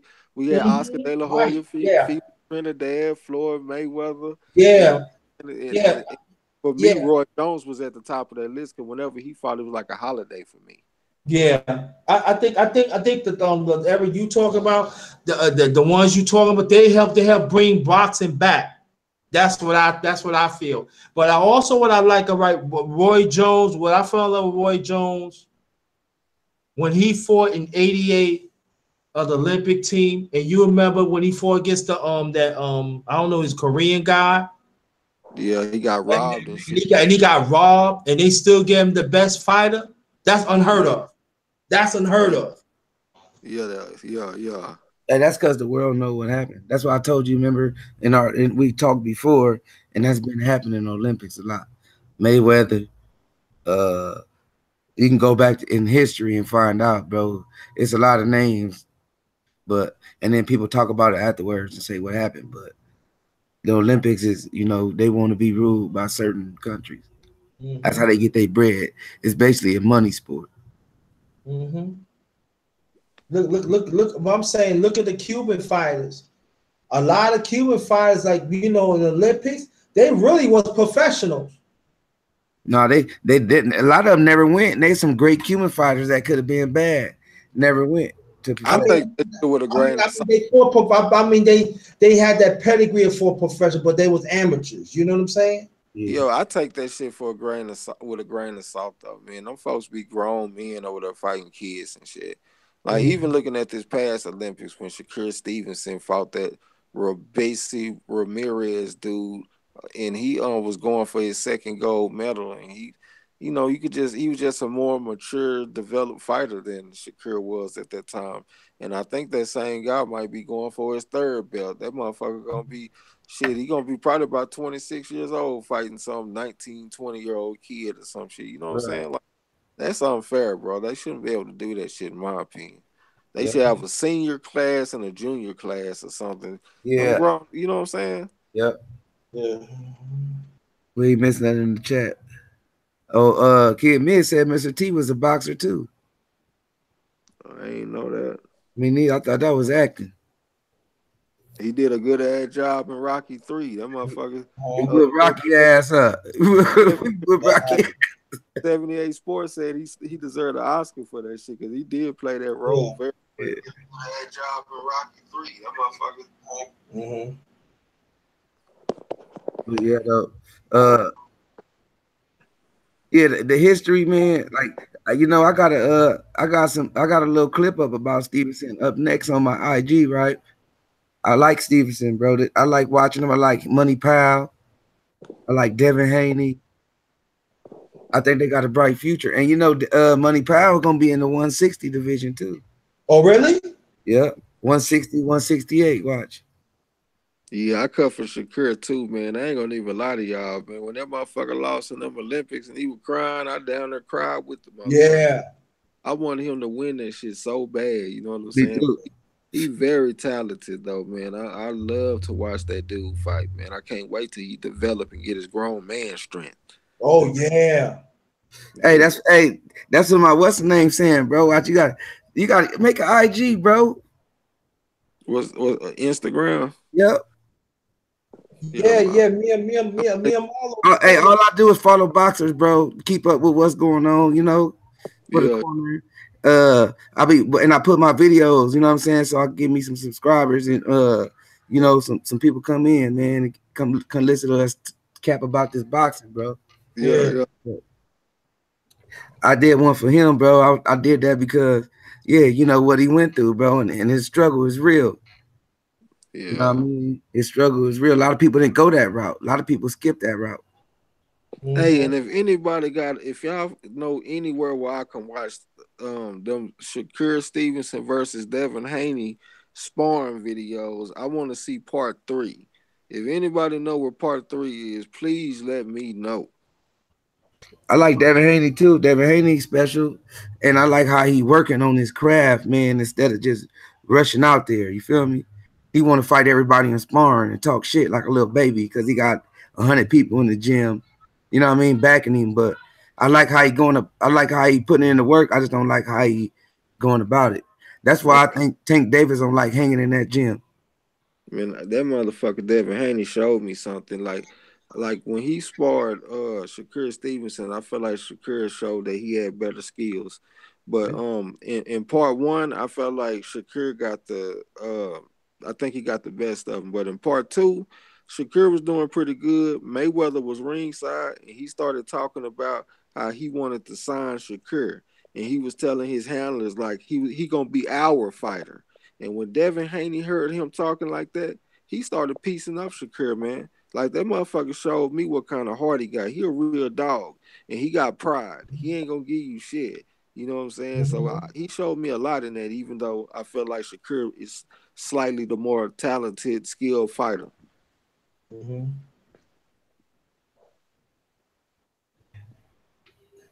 I feel the same way. But Devin Haney, like I said, he on another level. See, Senior is teaching that dude how to get off his shots like Floyd. That didn't stop him from getting his ass whooped because I showed. So you must ain't seen part 3 because Shakur came back and kicked his ass. No.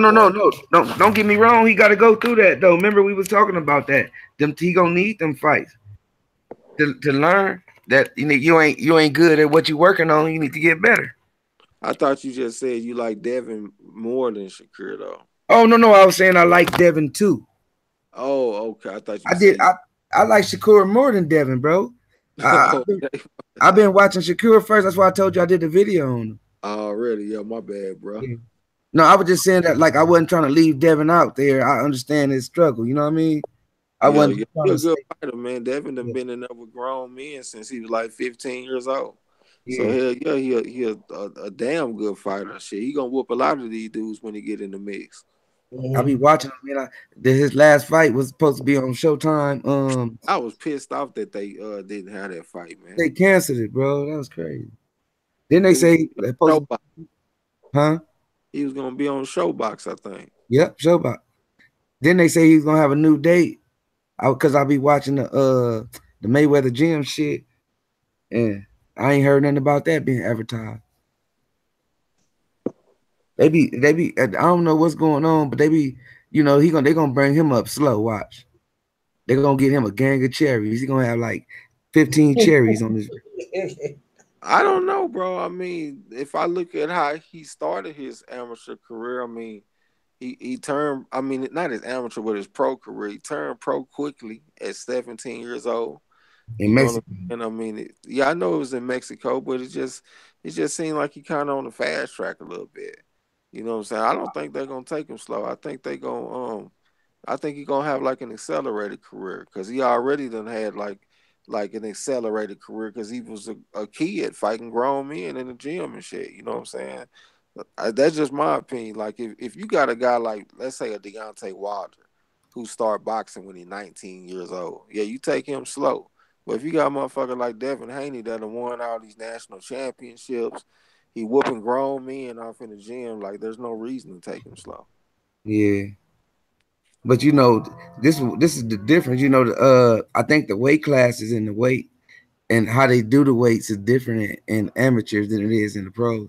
So a lot of people was already established in that weight. So he got to see how he gonna deal with it when he do get hit because he elusive. He very elusive, Yeah, Mhm. and his strikes, boy. The motherfuckers is fast, man. he Straight. got a got a He good. remind me of fucking the SOG, bro. Devin Haney remind you of SOG. Yeah, Andre Ward. It's I, getting I, late. It's getting late, Marlo. What time is it out there? it's 12:15, bro. You It sound is. getting sleepy. Yeah. Well, it's You three. talking about Three. Devin Haney No, remind you of oh no. I'm talking about Shakur Stevenson, dude. Damn. you said Devin Haney though, so I No, couldn't no, listen I'm sorry. to what You know who I'm talking about. Come on, man. Help me out, man. you saying. Yeah, All right, I feel you. I feel you they on that. That that's is a two cool. different styles right there. You know dang well they fight two different styles. But yeah, my bad. I was thinking about Haney, but I meant Shakur Stevenson. He remind me of Ward. Remember I told you that he called Ward out in the gym when they actually sparred? Yeah, yeah, yeah. He was talking about he was gonna put them hands on Ward. Yeah, but Ward said he don't take it easy on nobody. He don't take it easy on his kids. Yeah. And that's another thing that I like about Shakur Stevenson. Like he wanna spar everybody. Like he just want to see as many different styles as he can. Like every time I look around, I hear about him sparring with another guy. You know what I'm Yeah. saying? Like I just love them gym rat type fighters that just show that type of dedication. Heck yeah, because that's the only way you're gonna get it is experience, man. I mean, it depends on what you want out the sport. Are you getting into the sport so you can make a bunch of money? Or are you getting into the sport so you can be the best and leave a legacy? You know what Right. I'm saying? And the way That's he true. conducted himself just make me feel like he trying to be the best. Yeah, Ty Legacy, he put taking it slow, can fuck with the fighter in the long run. They not forced to correct any mistakes, and they play for the competition. They Competition. competition. They fight with good night. Yeah. Yeah, already, Ty. Hey, but that be they promoters and the people that's advising them. But it ain't a bad choice because you eventually you're gonna be undefeated, right? And everybody gonna be talking about you, and then you're gonna have a champion, some hype job, whatever. That's what Trey called opportunistic. You know what I mean? Bringing Mm-hmm. them up, picking the champions that he want to fight. You know what I mean? You might say, "Oh, he ain't ready for this champion," but I bet you he can beat this one. You know what I mean? Yeah, I feel what Ty said though, because you gotta fight them tough guys to get you ready. Like if you look at Mm-hmm. Mayweather, Like he got to fight them motherfuckers like Augustus and shit like that to get them ready. You know what I'm saying? Like you can't just fight easy fights, and like that shit will like make you like get closer to your competition level, like because you're not gonna be getting better. So if you're not getting better, you're getting worse. You know what I'm Yeah. saying? So like boxing is a scaffolding sport. It's like you got to build layers on top of layers, Yeah, you and got you to do stay that. active. And you do that shit by like constantly raising your level of competition Yeah, as you go along. You know what I'm saying? And that will get you ready. yeah. That's true. That's what that. It reminds me what you say, Trey, my brother Trey, well, about Errol Spence. Like what you mean, bro? Elaborate. The way how they had him going, and then they took him along, and then when he ready for the top notch fighters before he won the championship, he was ready. And Right. I like the way how they bring him on. No, he knew he was ready before he won the championship. He wanted to fight Keith Thurman before, and Keith Thurman told him to go get a strap, and he went and got the strap, and then Keith Thurman started acting shady. That's why he really called him out and really on him. He really mad though, I feel, because nigga, that's how you got at me. And then you know what I mean, when he got the strap, they was on Showtime after that too. Remember, he was about Yeah, to fight. He was about to fight one of them, Garcia or Porter, and the dude on Showtime asked him that question. He was like, "Man, what's up with y'all two fighting or meeting up?" And he said the same thing about meeting up a year, 2 years down the line. mhm. So that's Yeah. what I'm telling y'all. That nigga got a history of saying the same shit, bro. But I, hey, La La D, yeah. Go huh? ahead. No, go La La ahead. La La D said, "Oh yeah." He said they lessened the rounds to 12 only because after Menchichi killed that dude, that Korean Bobo guy. Mancini when he killed that Ho Kim or some Yeah, shit. yeah, Yeah, that's back in '84. right. That's the year Correct. I was born right there. Yeah, correct. You hit it on the nose. A lot of guys was getting hurt too. They was already talking about changing the rule anyway, because they was doing that study on Ali with the Yeah, with that little, I forgot what it's called, Parkinson's or whatever. Parkinson's disease. Yeah, if you think about how he really got Parkinson's disease, everybody thought that. Oh yeah, Holmes did it in 1980. No, he was slurring even back then when he fought some white guy. And it took him 15 rounds, but he finally knocked him out. That's back, I think that back in 75, 76, something like that. And then when he fought Spinks twice, Leon Spinks, he remember he lost the belt and he regained it. I think it was like an unanimous decision. He was slurring a little bit there too. But What you everybody blame on Holmes for it. Nah, I ain't gonna blame on Holmes for it because Muhammad Ali, because you think about it, back in the mid 70s, a lot of people realize Larry Holmes was one of Muhammad Ali's sparring partners. Right. So see Hey, another thing too that people don't understand is that majority of the damage that Ali took was actually in the gym. It wasn't in his actual fights right, because you gonna spend way more time sparring than you are fighting. And when you go back and look at Ali's sparring clips, he was the type of guy that would lay on the ropes and let his competition beat on him. Like he wouldn't just let him beat on him, but he would lay on the ropes and let them work, and he work on his defense. And when you're doing that shit, you taking punches, you know what I'm saying? And that shit adds up over the years. And then you go into some tough ass fights against Joe Frazier and all these different people, you know what I'm saying? So I don't think it was like any one particular fight that did it. It was just an accumulation of damage over. simulation, right? Yeah, and at that time, right, sparring back then was hard back then. You know, the equipment back then was all that advanced back then. These people just like, all right, we just gonna sold it up, put this on. It wasn't really no protection then either, as right now. As right now, I like they had the protection, but back then, it wasn't all that protection. It was like if you had like the hat put on your head, you better sew that back up and put it back on. They didn't. They didn't. They didn't have the necessity of too, extra the back then. difference with the refs too. It's a big difference because nowadays they stop it. Back then you had to get dropped, and they let you get dropped 3 or 4 times back then.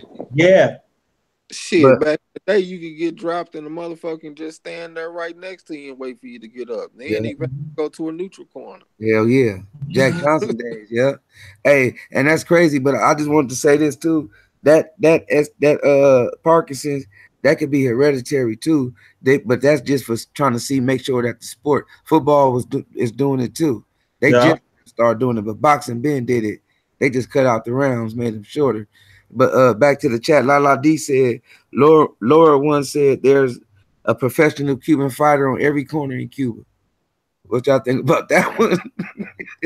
I mean, I actually envy them because they got a Cuban boxing school.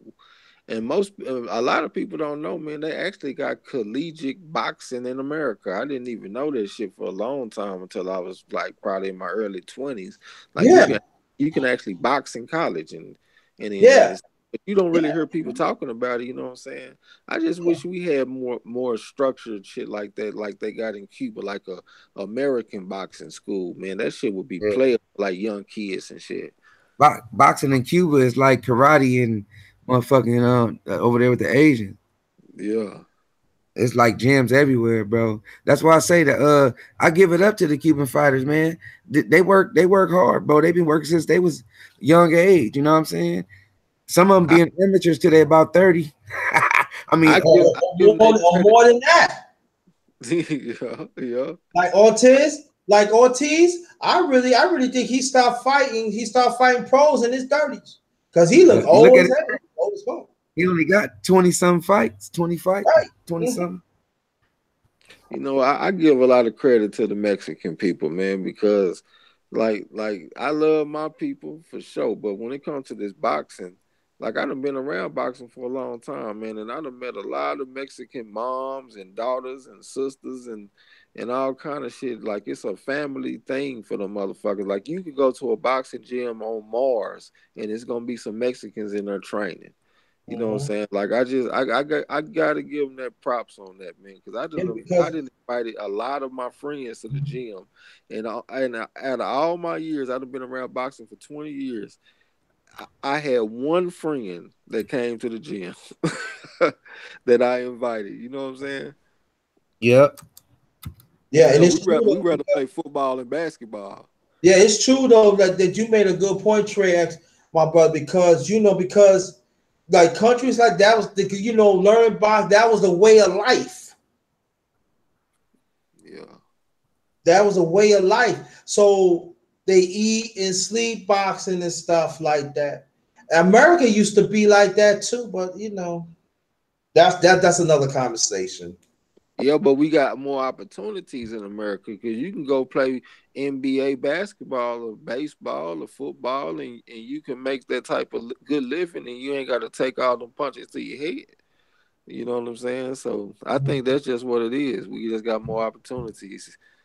Yeah. Yeah. Hey, that's what we was talking about earlier about how they take that kind of stuff up out of the public. They take it out for a reason up out here, bro. They only take it out of certain places. You know what I mean? They because a lot of these fighters, they come from the hood. They don't be wanting to see that kind of stuff no more. They don't want to see that Adrian Broner or Mayweather show out when they get some money and shit on people or whatever. Boxing. And then at the same time, we didn't have the benefit of hindsight where we can go back and look at what boxing done to a lot of people like Ali. We see how they walking around looking and stuff. Because like even me, man, like I took a little break from boxing for a while, and I was like going to do some Brazilian jiu-jitsu. You know what I'm saying? Because a lot of them, mixed martial arts dudes was always talking about that shit. So I wanted to go try it out. And I have to be honest with y'all, it felt good to be training in a combat sport and not getting hit in my head for a change. You know what I'm saying? Like you just know you can go to practice and you don't have to worry about getting hit. And you know what, y'all, on the when you fight a mixed martial arts, right? When you get knocked out and stuff like that, they give you 3 months to recover before you come back. I mean, a kick to the head is different than a punch to the head. 3 months. I think it's 3 to 4 months, something like that. Yeah.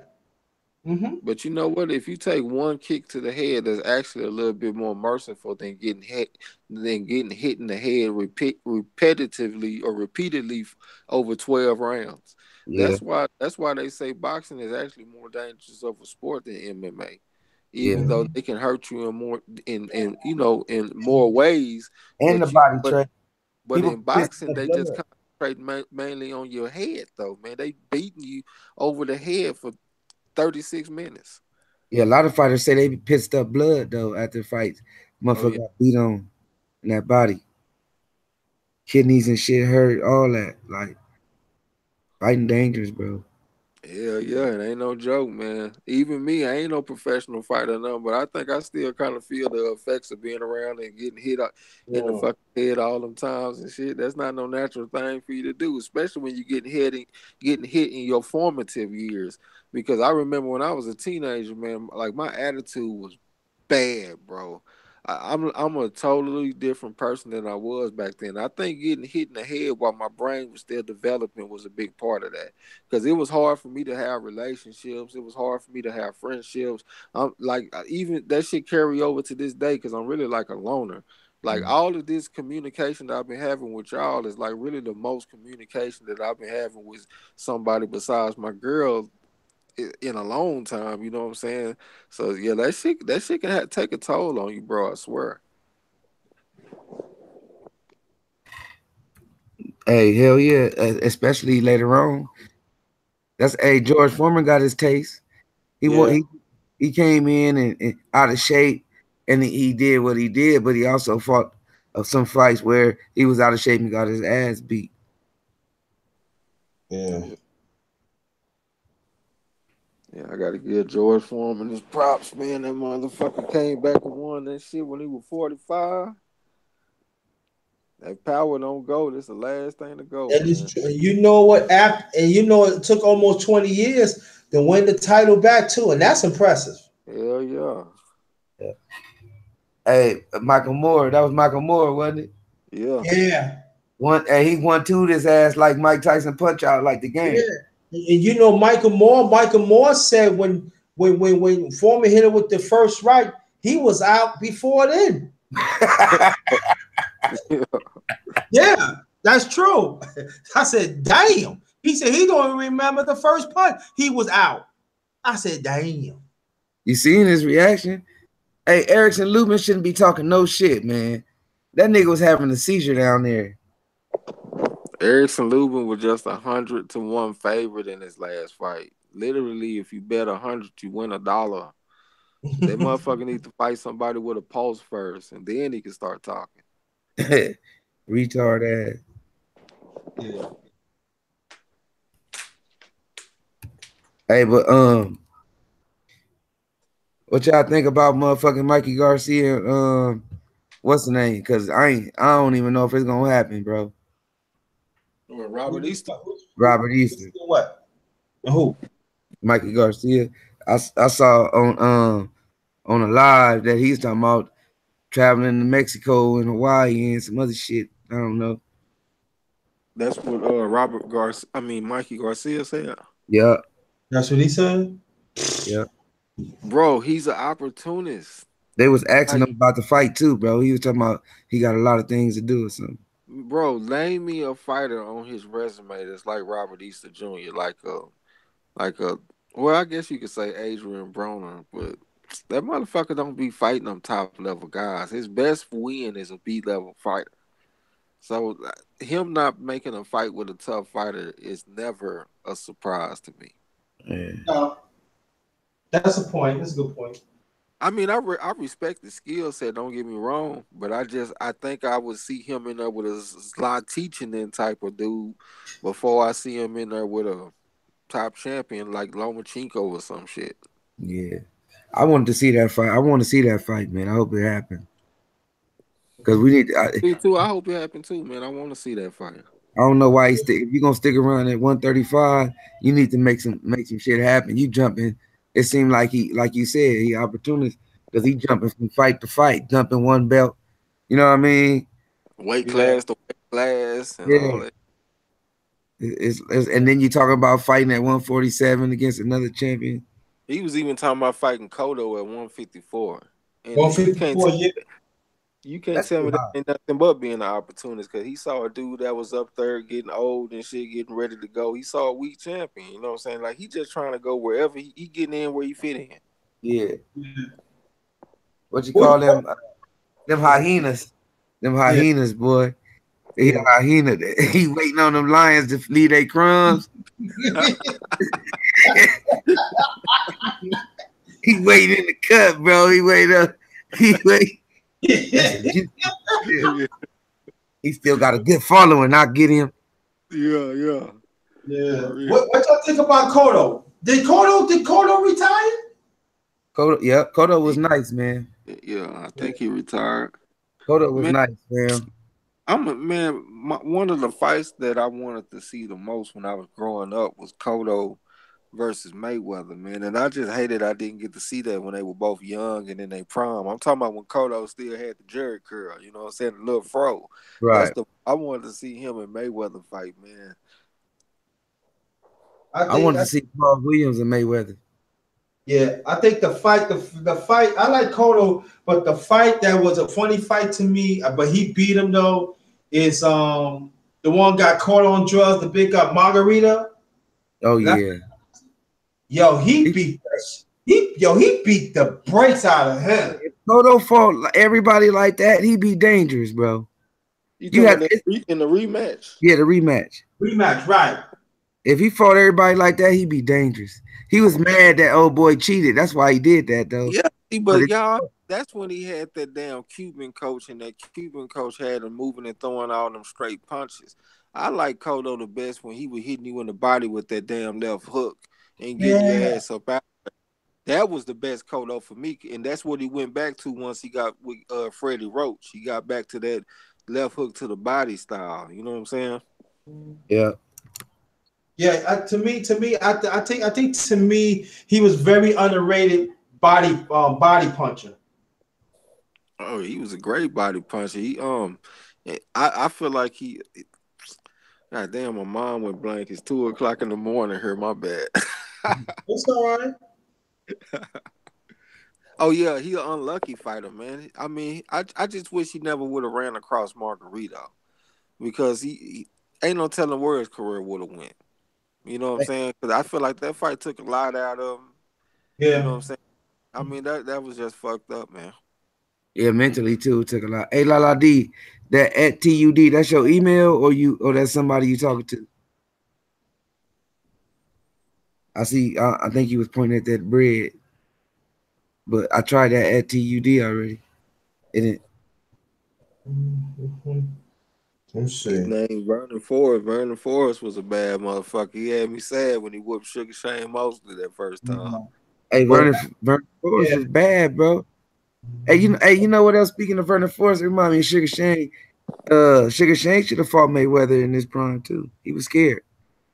Yeah. That wouldn't have been no easy task. I thought he did for him. I thought he fought Mayweather. He did, but not he was 38. Yeah, it was 38. Oh, right. I got you. Right. That's true. You right. Yep, that's true. Yeah, they said that Mayweather called him out when he was younger, but Sugar Shane didn't want to fight him. Yeah, he was chasing Oscar and calling Oscar out. Yeah. But you can't fault him for that, though, because shit, he was trying to get catapulted to that next level. Yeah, no, I ain't counting. No, hell no. Oh, no, I ain't just saying in general. Yeah, I hate when people be saying that, because a lot of fighters did that same thing. Mayweather did it too. Yeah, I was just about to say that. Yeah, but I'm gonna tell you the funniest knockout that I ever seen when B Hop fought Oscar De La Hoya, when he said when he hit him in the kidney, Hey, he probably had a chocolate brownie in his pants too. Oh, yeah. He said, when he said that, I was crying. I was like, oh. Hey, he was about to stand up, right? And then he just went down like, oh no. Say that motherfucker. Y'all remember when Golovkin hit Matthew Macklin with that body shot and he started hollering? That was another time when the motherfucker started hollering, boy. Yeah. Say it was funny too when Mike Tyson hit that motherfucker Larry Holmes, and it looked like he was scuba diving or some shit when he fell. Hey, that was the turn, motherfucker got slid. What's the prettiest punch that y'all ever seen?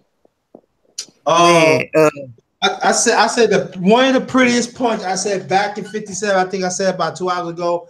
When he hit G Fuma, the perfect left. hey, you saying one punch? One punch. What's the punch? Yeah, that you ever seen? That's hard to say. Hey, that punch where Butler knocked that dude out after the fight when he lost.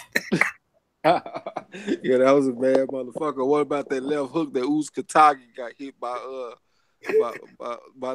the rail uncle? By who? Yeah, Andre Darrell and them uncle when he. Oh yeah, that. Yeah. That was a bad left hook, boy. Hey, he took it though.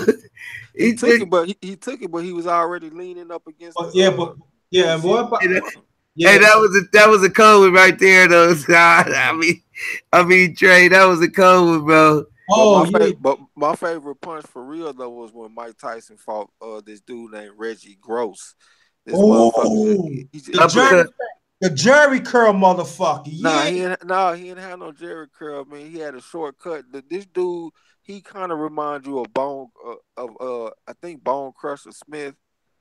Not Bone Crusher. Damn, I can't. But Reggie Gross is his name, man. If y'all ever get a chance to look it up on YouTube or something. This dude jumped on Tyson and started throwing a whole bunch of. He looked like Razor Ruddock. That's who I was thinking. He looked like Razor Ruddock. But this dude jumped on Tyson and was throwing combinations, and Tyson was just moving his head and shit, letting him throw it. And then all of a sudden, you seen Tyson set his feet and just hit this dude with the hardest left hook that I ever seen before. It looked like he damn near decapitated the motherfucker. Kid Miz said his is Wilder Arthur Spilker. Ooh, that is a bad one. That's called a crucifix right there. That's called a flat line. That nigga flat line. Hey, Wilder went over there to go check up on him, bro. He like, man, you all right? You down there? What about when Mikey Garcia knocked out Zlot Teaching in though? Because I had to lift him up in prayer. I was really worried about him, man. Y'all remember that knockout when Mikey Garcia knocked out Zlot Teaching in? Oh yeah. I remember. Yeah, he had his back turned and he hit him with that right hand, and the dude stayed on the ground. Seemed like for half an hour. Yeah, it was a long ass time, bro, for real. Hey, Lala D said Cuba also has more doctors per capita than any other country. I didn't know that neither. And Castro offered. Hey, Castro offered for Black Americans in the medical school is free in Cuba. Yeah, that's true. She was talking about doing the time of the Million Man March. But she said, but the U.S. didn't want people to really know that. See, that's what I was talking about. Like a lot of shit. Remember, I was saying that, Trey. They be hiding shit, bro. They be tucking shit away, bro. Like they be taking shit away from, and then we don't never even notice it. You be like, damn, what happened to that? It used to be that like I said, that was during the time of the Million Man March. And then that's when I think that was Bush was president. I think he became president, something like that. And then Bush said no. Okay. Yep. They down there talking about some knockouts in the comment section, man. I got to give a shout out to the Bronze Bomber when he knocked out Bermain Stavern, because a lot of people think that left uppercut is what knocked him out. It wasn't. If you really look at it closely, after he landed the uppercut, like the uppercut lifted his head up and then he hit him with a right hand. That right hand is what fucked Stavern up and had him stretched out on the ground like that, you know what I'm saying? Well, against the ropes and shit. Well, that was brutal and devastating, boy. Well, I like the knockout when he knocked out that white guy with the straight right, and he was shaking. He was like doing the jerk on the floor. Which one you talking about? He done knocked that white guy. I forgot his name, but when he knocked him out, you remember he kind of looked at it and he was jerking his front like, damn, what's going on? You talking about Spilker then, probably. Yeah. Yeah, he down there killed that dude, man. He was doing the Elvis. Spilker was doing the Elvis though, man. That's Man, when crazy. you see a motherfucker with his toes pointed like that, like I'm telling you, it's just like when Canelo fought James Kirkland. Look at their toes. Their toes look very similar. I didn't notice that. That's when the dude just out of there, bro. Nigga, the nigga about to go. He seeing the light. I'm gonna put it like that. He got Tweety birds swinging around his head. For real. Yeah, that was. Hey, they said, be honest, White and Lucas Brown. Yeah, that was a badass knockout. I give him that. Yeah. And then he talking about B-Hop last fight against Joe Smith. Ain't that his name, Joe Smith or some shit like that? The motherfucker that knocked Bernard out the ring. Yeah. Hey, that Bernard should have just hung it up. The white boy tough though, man, because he fought against the Sullivan Barrero and got his jaw broke in like the 4th round and fought the whole fight. Yeah. Bernard said he was just another average Joe and got his ass knocked out the damn ring, fell all on his head and shit, man. That man wild. Yeah. Oh, Marlo, she sent the email. I got it. I'm on it right now. Okay, cool. Yeah. But let me see. Hey, hold that down, kid. Me, he talking about what about Vernon Forrest and Sugar Shane Mosley? Hey, that's bad memories, bro. Hold that down. For real. That's crazy. Yeah, I think let's see. It was somebody back in the 60s. Oh,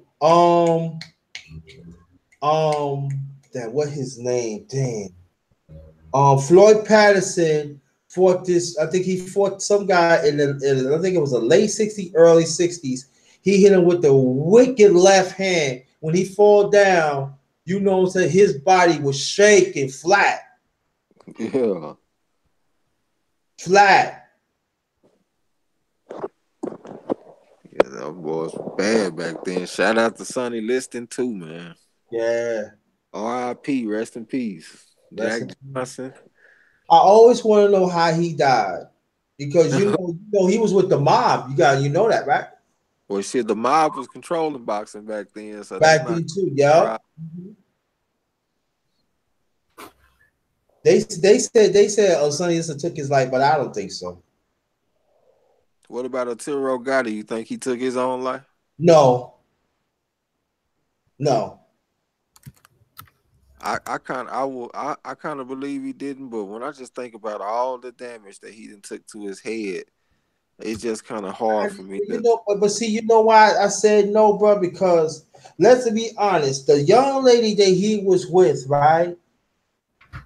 She was stealing money for Arturo Gatti. And then I think the one thing that Arturo Gatti, he should never left. I think he should never left out of the country. When I know he left out of the country, I knew something was going to happen to him because she wasn't no good. I know people want to blame how many punches he did, but they killed him. She killed him. You probably right because when people said they last saw Arturo Gatti, he looked happy and like he was, enjoying life and stuff. So yeah, you probably right about that. That wasn't the fact. I'm telling you. Yeah, after she took his life, and to cover it up. He commits suicide. The family must have paid him people. They probably say, you gotta leave from here, but you gotta give him some money. Come on, and then after that, they gonna tie. Oh yeah, come on now. Yeah. You never hear Arturo Gatti beat up a woman. Now you don't listen to, oh yeah, he hit me. Get the fuck out. Yeah. I don't believe that. True. Now, if you have a fighter that, oh yeah, he beat my ass. Okay, yeah, okay. If there's a history, all right, we can understand. But you never hear Arturo Gatti beat up on a woman. Nah, I don't buy it. She killed him. Yeah. Yeah, I believe, man. The more that I'm sitting up here thinking about it and shit, it really don't add up, really. Hey, Yeah. And it's still unsolved. R.I.P. to Tiro Gotti, man, a motherfucking warrior in the ring. I give him He that. sure was. And he could knock you out with any hand, any punch. Hey, you remember when he knocked out Joey Gamache? Oh, did he? Hey, you know he got He sued for flagged $1 million. his ass up. Yeah. And you know what? And his face was messed up too. A lot of people said Toro Gotti's face, he was getting cut up real good. But when he knocked him out, See, you know, with that 3-piece, man, and they took him to court because they said that Tiro Gotti had gained like 20 pounds since the weigh-in. And they took him to court and sued him for $1 million for that shit. And yeah. Joey Gamache was real fucked up, man. His brain swole up on the inside of his head. You know what I'm saying? Yeah, he fucked him up with that 3-punch combination. But see, a lot of people don't understand. As you know, Toro Gotti, he always had power like that. But to me, you know what? It seemed like to me, like if he fight, I would see like his puncher was slow. But when he gets inside, it seems like his speed is like go to another notch. I'm like, God, when he gave him that 3-piece, I threw home. I said, damn.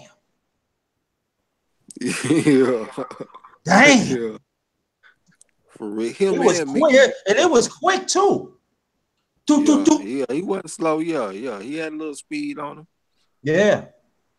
I like see it. See a Toro Gotti. I always tell people, I say you could probably catch him, but like this. But I'm gonna tell you when he knows you, if he's still in the fight in later rounds or the mid rounds, later rounds, if you fight Toro Gotti, if you made a mistake, you going. That was your ass. You going to sleep. Mayweather made him look bad though. Yeah, he did. Yeah, because he got all the wars. What'd you say? I was just saying that was after a whole lot of wars, but at the same time, you know, he was nowhere near Mayweather level. I mean, you know, that was like a C not plus. at all. Right. C plus. I said not C plus. I say a Tiro Gotti was like a B minus fighter going against Mayweather, who was a fucking A plus. He was A plus, but yeah, but you know, let's get. I said Toro Gotti, he's A minus because he had some big wins though. We got to give him credit though. Yeah, I give him credit. I guess I was just looking at more like his boxing skills. Right. I mean, I what you say, a B minus? What did you give him? A? I give him A minus. A minus. That's hard, bro. That's hard. Who is his biggest wins? What's the name? He had a war with Ward. Yeah, we know about that, but who else? That's his biggest fight. I mean, because I kind of feel like he in the Hall of Fame just for that fight alone, to tell you the truth. But and you know we cannot take it away. He you know he was a champion. He defeated the belt. He defeated the champ. He didn't run for nobody. But dang, bro, a fighter, if he fight an A plus fighter, he shouldn't get smoked like that. Like he didn't even look like he belonged in the same ring as Mayweather. Oh, yeah, okay, I understand you, sir. Okay, right. Like I'm just talking about performance. That's what I'm talking about. I understand you, sir. I'm just talking about performance to me. Yeah, okay. He was a good fighter, though. I definitely enjoyed his fights and shit, man. You know, you don't know the good old days till they gone, man. Right. You know. Because to see them kind of fighters is the fighters that we talking about we want to see right now. Yeah. Tiro Gotti right now would be a breath of fresh air to the boxing game. But I ain't gonna lie, though. I'm proud of boxing right now, man, because they've been putting on some good fights in the last couple of years, so I ain't got nothing about boxing. Hey, boxing has got a lot of history in it, bro. Like a lot of history we touch as a people. We touch a lot of things in the United States as a history. We touch boxing. We touch electricity. We touch, you know what I mean? We had something to do with the phones. We had something to do with a lot of stuff that they don't tell the people. They took us up out of the equation. Yeah. but a little bit of everything. But boxing got a lot of history, bro. A lot of fun, and family wise, I remember and I heard you say sitting around pops and grandpops watching fights. You know what I mean? Watching and yeah, and it's true though. And the one thing that I miss about boxing though, one thing, they used to be on regular channels and it used to be rivalry. Used to have they used to have fights from 7 o'clock to like 12, and all it was top notch fights, even the undercard. I miss that. You know, your days was the radio. You started off on the radio. Tuesday night fights and shit, man. Hey, yeah, that was cool, man. No, but see, when I was born, it was just a few fights was coming on. A lot of people don't understand. Like if it's a mega fight, it came on TV. But when I stopped, now I'm talking about in the early 70s. Now that's when major networks start putting fights on, like on ABC. That's when you start seeing Hardcore having interviews with Muhammad Ali. They help prepare to put boxing on regular channels. Yeah, the worldwide of sports, wasn't it? Worldwide of sports, they've really helped. Yeah, there was a big channel then. Yeah. So how would y'all feel if we had like a boxing network? Do you think that's something that could work? Like we had a channel that was dedicated solely to boxing, like UFC. That's what they got. I ain't even know they had a UFC channel. Man, they got a channel strictly. I think it's on Fox Sports. They talk about all UFC, like ESPN. I think it's on Fox Sports Network. Yep, I think it's on. We got an NFL network. We got like an NBA channel. Why the fuck don't we have a boxing network, man? It don't even make sense, especially with the type of. Yeah, you're right, because of damn politics. Well, they need to put bullshit to the side and get that together, man, because that could be something that's good at even promoting the sport, because promotion has been like trash lately. Like, have you heard any promotion for the Lomachenko versus Linares fight, or did you hear any promotion for like Rickendale versus Lomachenko or something? Like, they just don't have a lot of promotion going on. Or Crawford fight. Crawford Horn. Yeah, because the closest that we have, yeah, that's true. Because the closest that we have is the LDBC. You know, they the ones like, you know, interviewed the top boxers, the only box, you know, the boxers coming up and stuff. You know, they do other stuff like that. That's the closest that we have. But I agree, we should have a box. We should have a boxing. We should have a boxing. You know, that'd be dope. Come think about it though. You know, yeah. If they don't have to have constant news all the time, but they could just be like the NFL Network, or they'll play like old games and shit. They could play like old fights and all different kind of shit on there, man. Yeah, and break it down like the fighters back then, even fighters right now, the commentators back then, the commentators right now. Because see, my sports show, I didn't mean to get upset. See, my sports show, you know, she Stacey, that's my co-host. We break down like the NBA playoffs and stuff like that. You know what I'm saying? My goal in the near future is to talk about different types of sports. That is my goal back then. And one of the things is really talk about boxing, like have a panel like you're having. I got to work on how to get the panel and stuff like that. I would like to do that one day. You know, just don't talk about hockey. Oh, really? Hey, let me go to the chat though, because we still got people up here up in the line with us. Hey, Lala D said there's a video of Angels around Beehive Head when he got knocked through the ropes. Hey, Kim Mia said his homeboy said GGG would beat Charlo, and he laughing his ass off. Nah, that ain't happening, man. Hey, Lala D said when Wilder KO Spilka, he said they can't all be pretty.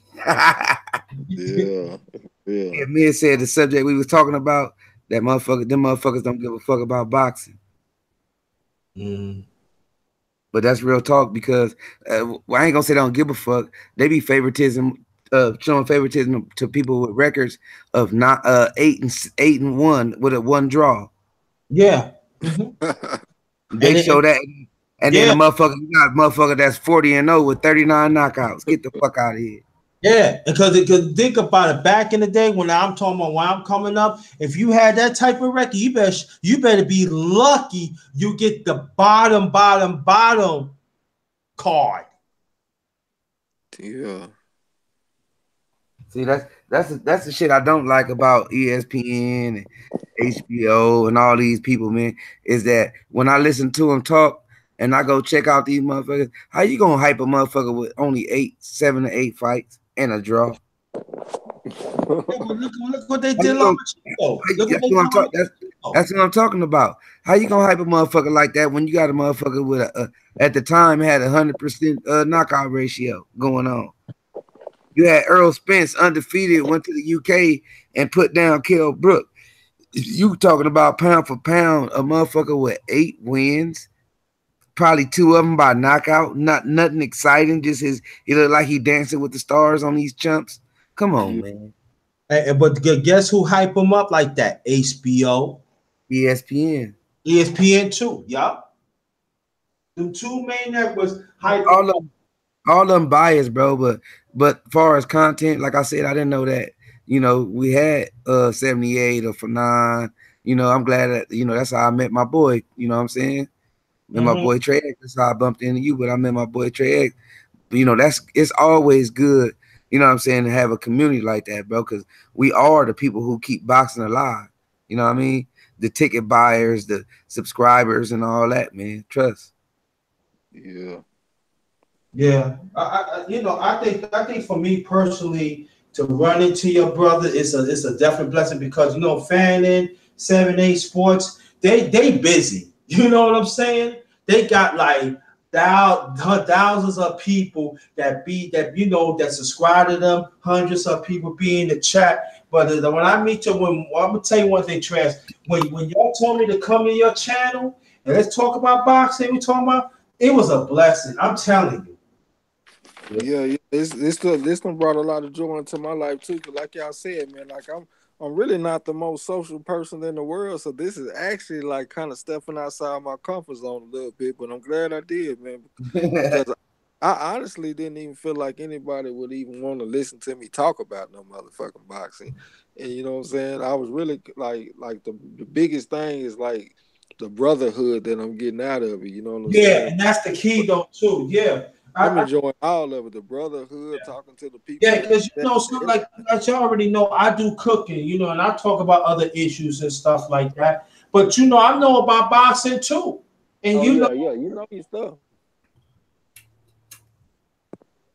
And that's what I want to talk about. Sometimes, I want to talk about boxing. You know what I mean? I do. I ain't gonna say I know everything, but I know something.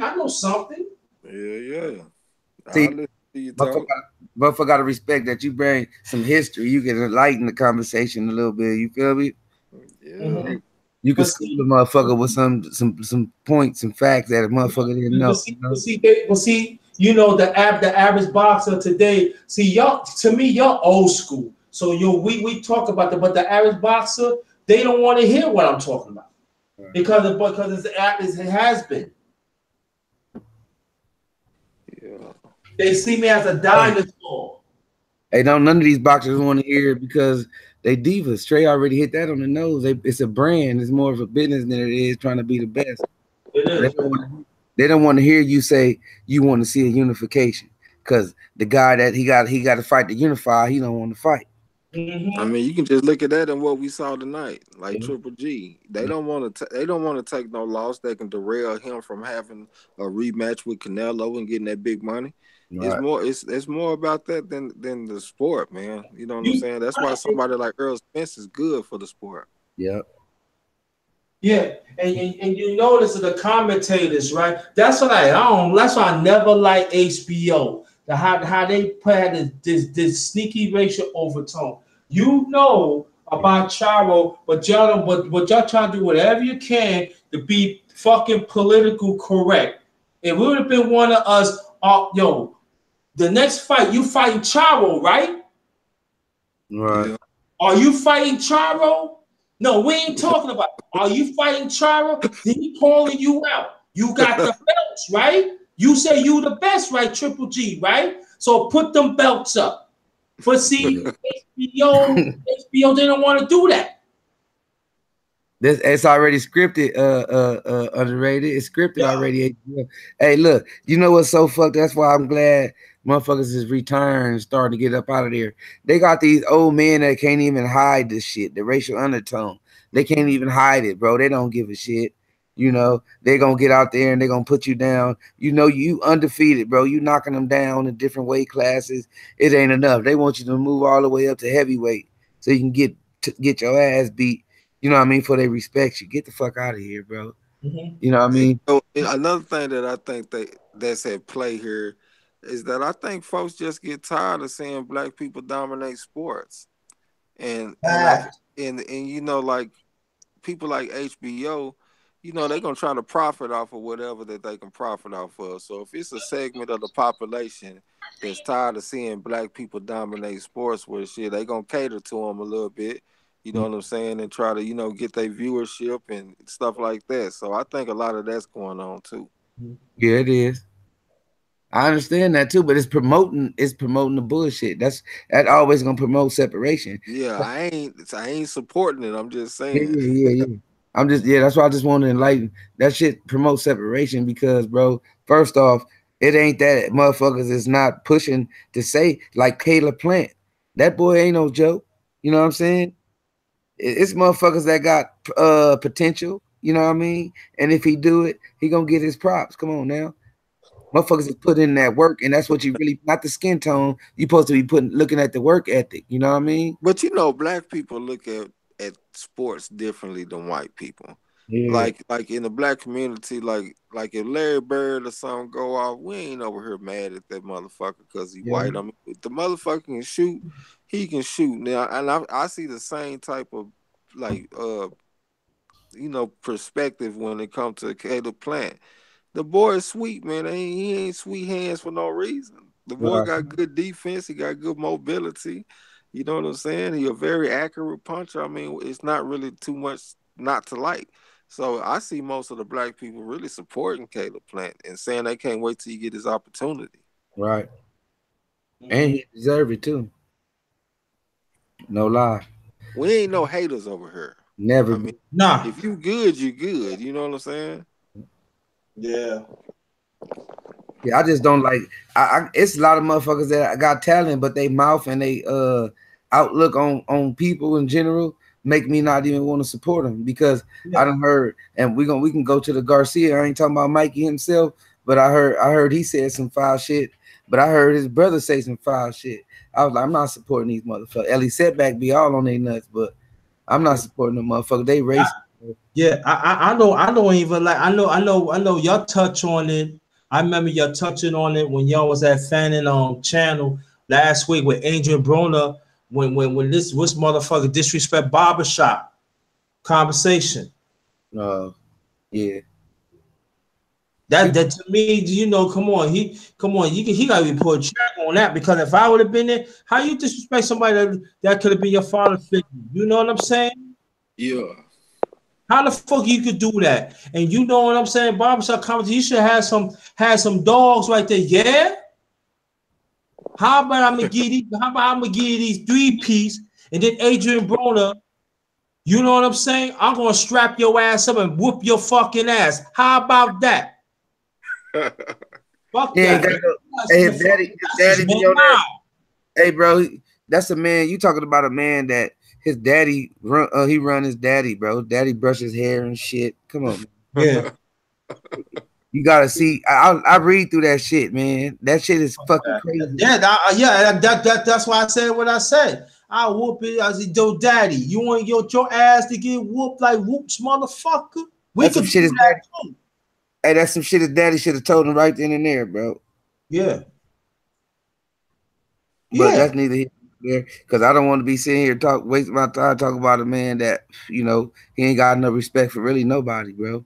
Yeah. Let me ask you a question, man. Who would y'all rather be? You might have answered this already, Marlo. But who would y'all rather be? Would y'all rather be Adrian Broner, or would y'all rather be Keith Thurman, or maybe even Anthony Joshua? I'm gonna say Keith Thurman. Would you rather be Adrian Broner or Keith Thurman? I say Keith Thurman. I'd rather be Adrian Broner. I'd rather be Adrian Broner too because he got respect. Keith Thurman, he don't have no respect in life right now, Anthony Joshua. especially in his profession. You know what I'm saying? And Broner is all his antics and all of his mistakes he make in the ring. He's still respected in the boxing community. All the top fighters come to his fights to support him. Okay, I see in your perspective. And let me, I say Keith Thurman. I say Keith Thurman. You had the belt and you ducking. So I want to come to your town. I want to whoop your ass, and then again I want to whoop your ass again to have me fucking waiting. And then if you run your mouth, I still want to whoop your ass. hey, in your profession, you don't want to be known as no damn ducker, bro. That's all that is. Especially this profession. Yeah, especially this one. You gotta have credibility as a fighter. Right. Let me go to the comments. Kid Mid said it's all about money, and that's true, bro. That's what we were trying to say. And Lala said, well, we were speaking the truth. And Adrian Broner dead anyway. That's what Kid Mid said. And Lala, she said, who knows the Ali quote, impossible is nothing. One of my favorite boxing quotes. Hey, that's another thing we was talking about before Hunt Trey. Hold up, it's another one. Another one of my favorite boxing quotes is when Tyson said, everyone hasn't planned until they get in a person's face. Until they get hit is what he said. Punch in the face. Yeah, until they get punched in the face. Yeah. That's true. Hey, but that's the thing we were saying. They like a lot of people scared to lose their O because they probably vision themselves being knocked out or embarrassed, or they ain't got that heart to get back up and come and want to see that again. You know what I'm saying?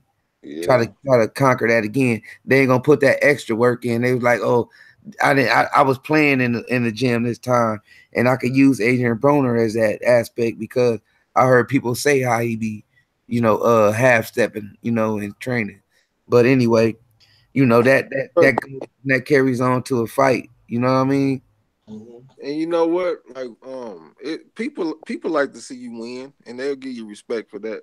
But people actually give you more respect when they see you fall down and get back up again. You know what I'm saying?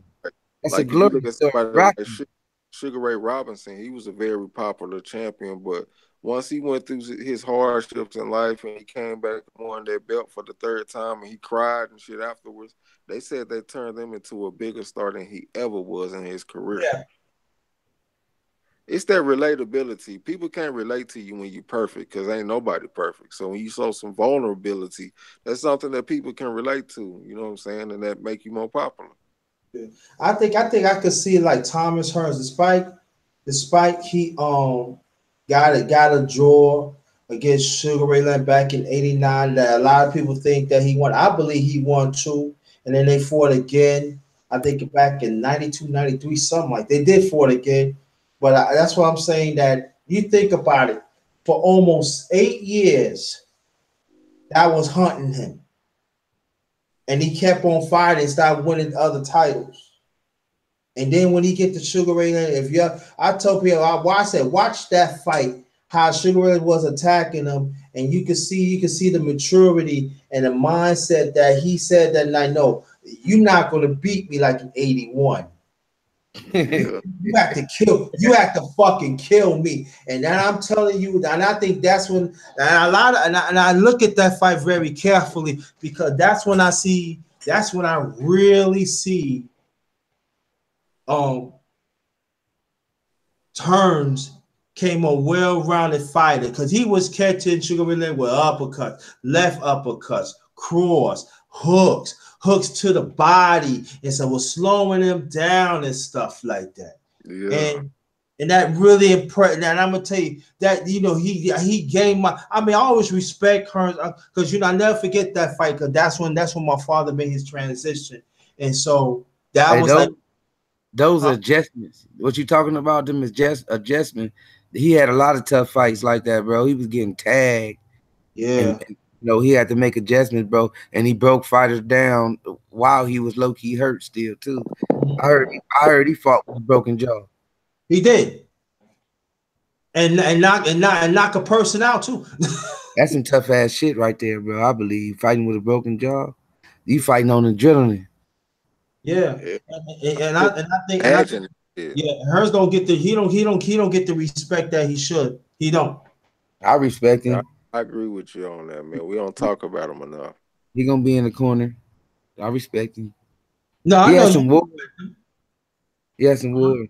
Yeah, I'm talking about the boxing community. They don't respect them. They don't. They always talk about Sugar Ray. Oh, Sugar Ray. Rightfully so. Ali, Rightfully so. Yeah. you're right. Ali. They Who they talk talk about? about him. But Foreman. yeah, like I said before, but Hearns was the one got more championship belts. Hearns was the one got more unified titles. He unified the titles. He did. Not Sugar Ray Leonard. All right, Sugar Ray Leonard got 5 belts in 5 different weights and classes. Hey, you know what's crazy? Right, Hearns got 6, and 4 of them he unified it. Yeah. He don't get you got to get credit for that. I'm sorry. Yeah, for sure. I agree with you. You're right. Hey, you know what's crazy though? Like, back then in his days, it was no new media, bro. It was just casuals. Yeah. So when it's casuals, they only going, they only going, even if he win or lose, they run away from the losses and start talking about somebody else because Sugar Ray got a lot of fans. Yeah. He ended up taking a lot of fans from people. Yeah. Well, look, bro. I hate to cut this conversation short with y'all, brothers, but it's 3:00 where I'm at. 3:15. You know what I'm saying? Oh, it is. Yeah, I'm over here struggling now. Another late one. Hey, good night, bro. Yeah, for sure, man. It was good to talk to y'all, brothers, man. I appreciate you for having me on. I appreciate the people that came through to listen. You know what I'm saying? Y'all some good brothers, man. So I look forward to talking, doing this shit again with y'all. You know what I'm saying? Righteous. You definitely on all of them. To the next one, though. Already. I get with y'all. Bye-bye. All right, bro. All right. Peace. Hey, La D said, and when the lie 20 years from now and say GGG was the greatest middleweight, we are the ones who would tell the youth and the truth, all the people he avoided. Hey, that's real talk. Facts. These videos gonna be around for the kids to look up. Yeah, and it's so funny. And I don't know how old you are, but like I said, if I be 52 in a few weeks. How old are you? I'm gonna ask you, my brother. I'm sorry. I mean, I was born in 79. Oh, you born the same year my youngest brother did. So we could go back 20 years, and then like she was saying, and they said like, yo, do you remember 20 years ago? What do you mean? Nah, they could pull it up like, yeah. You remember, and that'd be some, because they'd be in the archives after that, and I could actually, told my god kids, they said that was you, yeah, I know Marlo. You crazy, Marlo's Corner? Who knows? You and Trey might be big. You might have your own network. I said I was with the brothers. I was part of that. Right. You know what I mean? I mean, all of us can go. I'm saying like this, and and I think that's a beautiful thing. I said, yo, what do you mean? And then I actually see like I'm getting a pass from yo, you come on, man, haven't we talk about sports? You know what I'm saying? Man, that'd be a beautiful thing, man. You know what I'm saying? Yeah. Hey, that's what I was saying about Hopkins. Like I tell the story about him in the ring because he accomplished a lot too, like you were saying about Hearns. Yes. And I put Triple G box rec up and show the world what his fights look like in their records and what Hopkins fights look like in his records and the names, and they're gonna see, where it's at with it. You feel me? Yeah. Hey, La D said Mayweather exposed HBO years ago. Yeah, he did. Especially when he told he don't know shit about boxing. He's the reason I knew about their racism. Yeah, he fronted them off. At first, he was trying to be cool with him. He fronted them off though on national TV. Yeah, that's what I said. See, HBO always told lies, and they always racist and stuff like that. And they said, and one thing go more to the Hopkins, B Hop. He defended the title, unified middleweight. He defended the title over 20 times before he made this, as you know, made the transition to middleweight to light heavyweight. And I'm talking about winning the belt. That was hard. It was unheard of. Nobody wasn't doing it. But B Hop did it. Look, let me lace you too. but what a real title defense is, and which what B-Hop, the fighters B-Hop fought, and title defenses that Triple G fought. Triple G title defenses would get against Cherries, just like tonight. That was considered a title defense. Because if what's name would have won that title, he would have got them belts. You know what I mean? That was considered a title defense, and so that's gonna go down as another title defense, which it really shouldn't. You know what I mean? So people gonna tell the fans that, and a lot of casuals gonna be thinking that that's some real stuff. But you got to look deeper than that, because that's just to sell them tickets, man. That dude record is garbage. I ain't saying he ain't got no power in his punches. I ain't saying that he ain't putting people down. I'm just saying he ain't fighting the right competition that's actually in his weight class, which is at 160, you know what I mean? Or even 168. Because Andre Ward told him he'll meet him at 168. You know what I'm saying? So that go to show you right there. So, and that racism stuff, it's been going on, but it's been going on the slide on ESPN and HBO. But that when what's the name got old, that dude started commentating, started being real obvious with his racism and the commentating. When you see how they announce the fighters, like say per se Mayweather, they're gonna announce him like whatsoever, and then they're gonna announce the guy that they're advertising, which let's say at the time would be a De La Hoya, because he was an HBO fighter, and I think Shane Mosley, they'll put the extras on him. Oh, he won 4 different weight titles in 4 different weight classes, or 5 different weight classes. But Mayweather won 5 titles in 5 different weight classes. Why you didn't say that? You feel me? Like, they're gonna make one look better than the other, so you can see it in that. You know, it's like subliminal, bro. It's not obvious. Right. And then go more on your point. Of the 5 classes, he unified all those. Man. Oh no, I don't think he never unified. No, I thought he did. He fought somebody for you. I don't think he never unified, because he always moved up in weight. He never stayed at one weight class, because he a prize fighter. He always fighting big money fights against against champions with a name like De La Hoya, Shane Mosley. You feel me? Names like that, Corrales, Gotti, like, you know what I mean? Just to go down the line and name a few. He ain't never stayed at one weight class, Mayweather. Oh, okay. I stand mistaken. I'm sorry. But do you remember Roy Jones fought once as a heavyweight and he won the belt? Yeah, he beat Ruiz. He beat Ruiz. Big John Louise for the WBA strap. Yeah. Hey, that was like a size up fight, because Ruiz was the smallest heavyweight at that time. He was one of the smallest heavyweights, and he sized him up. He felt like he can get him, and he did. He sure did. I saw that fight. Me too. I saw him too. He beat him, you know. And I'm tell you, a lot of people don't understand. At the time, Roy Jones, he was a light heavyweight at the time when he moved up to heavyweight. Roy Jones, he was a light heavyweight at the time when he moved up to heavyweight. Right. Roy Jones, he was a light heavyweight at the time. My bad. That's all right. I had rebooted it, but yeah. Hey, that's crazy, because a lot of people don't know that, man. A lot of people don't be knowing. You know who was tough, a tough fight, and he won his run back. He an old dude now, but he still be talking about that Roy Jones fight. James Toney. Yeah. I think that fight still haunt him. Yeah, he still talking about it to this day. He said Roy Jones don't want to give him his rematch. Yeah. James Toney was a bad man. Oh, yes, he did. And his defense, and that's a perfect fighter. Smart, could knock you out with any punch. And he got to roll off with his punch. Oh my God. Hey, he could be in trouble, hurt. I done seen him hurt in trouble and still sleep somebody. James Toney a bad man. Yeah. But it was somebody I was thinking about, man, before I rebooted it. I was gonna mention.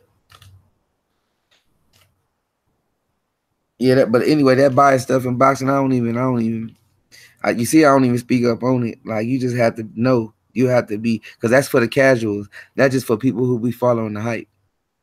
Yeah. There's a lot of bad fighters that's been around. I don't care what race they is, Mexican, white. You know what I mean? Mickey Ward, Puerto Rican dude, Trinidad. You Yeah. had Chavez, Julio Cesar Chavez Sr. You should have on him today for Cinco de Mayo. You had a bunch of fighters, you know what I mean? Yeah. So that's what I'll be saying. Like, you know, when you got them on your resume, that's what people be chasing. That's what I was gonna say. These fighters be chasing greatness because they want that fighter on his resume. Sometimes they get them when they old, but they be rather with having them when they fresh because the guy's, you know, good. He was a champion before, or he the champion at that time. Yeah. Because that resume tell it all. You get hit, you beat him. He got 20 million followers. You know, now a lot of them people are gonna be watching you to either see you lose or just because they like you. Yeah. Yeah, I think the business of boxing, you know, it's not what it used to be. You know, the promoters, yeah, I think all of them will work under themselves. They even with the governing body, even like go straight down with the doctors and even the train, not thank you to the trains, even the refs. You could actually see the corruption is like even with AJ against Parker. Hey, the judges. Judges, man. I'm like, not all of them though, because we gotta make sure we stipulate. Not all of them, but that not all of them, but some of them. But you can tell. You can tell. The card. You gotta look at the cards. Yeah. Come on. I met one fight. It was a championship fight. It was I'm never forget. It was two Mexican guys, and they was fighting, and there was the short Mexican guy.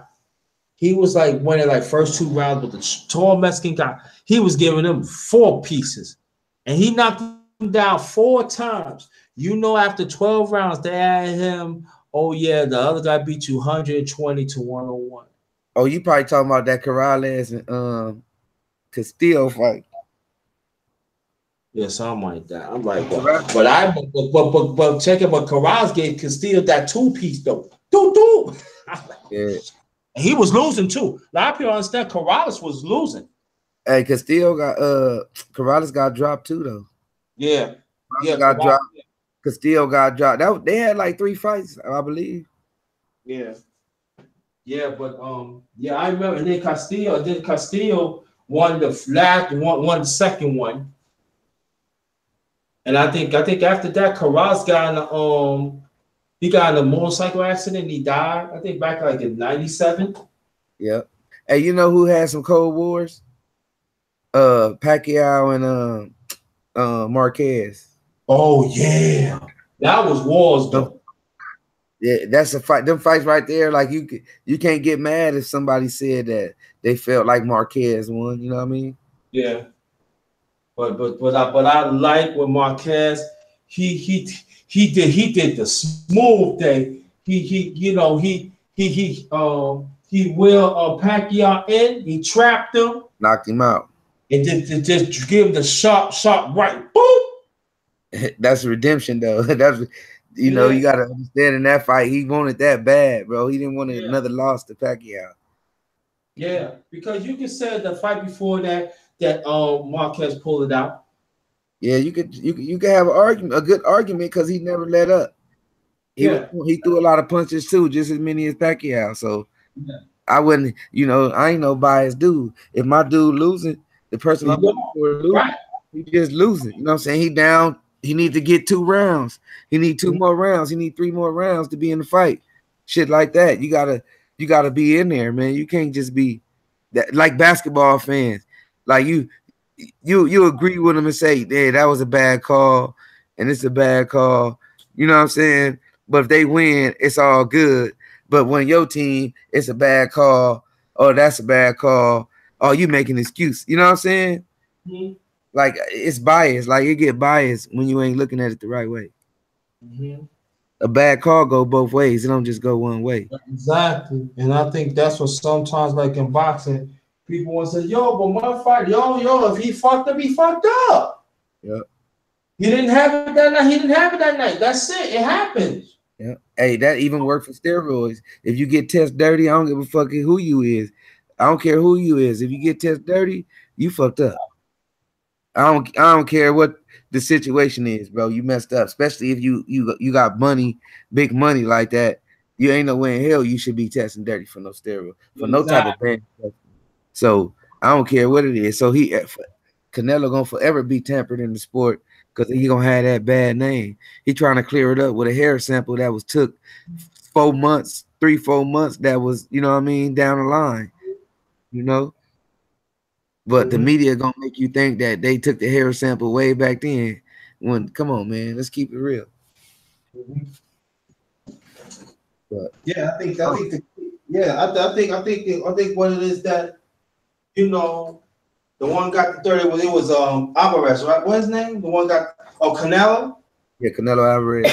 Yeah, Canelo. Come on, they was making excuses. Oh, you never. Come on, stop it. He got caught. He got caught. But he ain't the only one that test dirty, bro. Everybody else that test dirty, they did their thing, and whatever punishment, it's over with.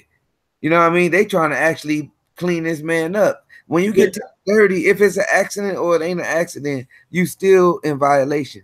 It's no explanation for that. Yeah, just as like when Wilder would start fighting people, right? When he was coming up, before you know, everybody was catching dirty. You know, you never know. You know how they come on. He got caught. They got caught dirty. Hey, it just so happened they finna fight Wilder. They get caught dirty for steroids. Exactly. Hey, it just so happened that he finna fight Triple G for a second time. He get caught dirty for steroids. Come on, man. This ain't no damn coincidence, bro. You gotta be crazy. But it's all right. Hey, Lala said, okay. See y'all next time. All right, good night, Lala. See you next time. Good night. But yeah, we about to shut it down in a minute too, but yeah. I'm hitting my asthma pump right now, my chronic asthma. I'm trying to get my chronic asthma out the way while I talk to underrated doctor. Well, if you want to start that right now, you can. Cause you know. Nah, we cool. We got a few more minutes in me. Oh, okay. Hey, but yeah, we was talking about Canelo and Povetkin and all them. Even King Ortiz test dirty.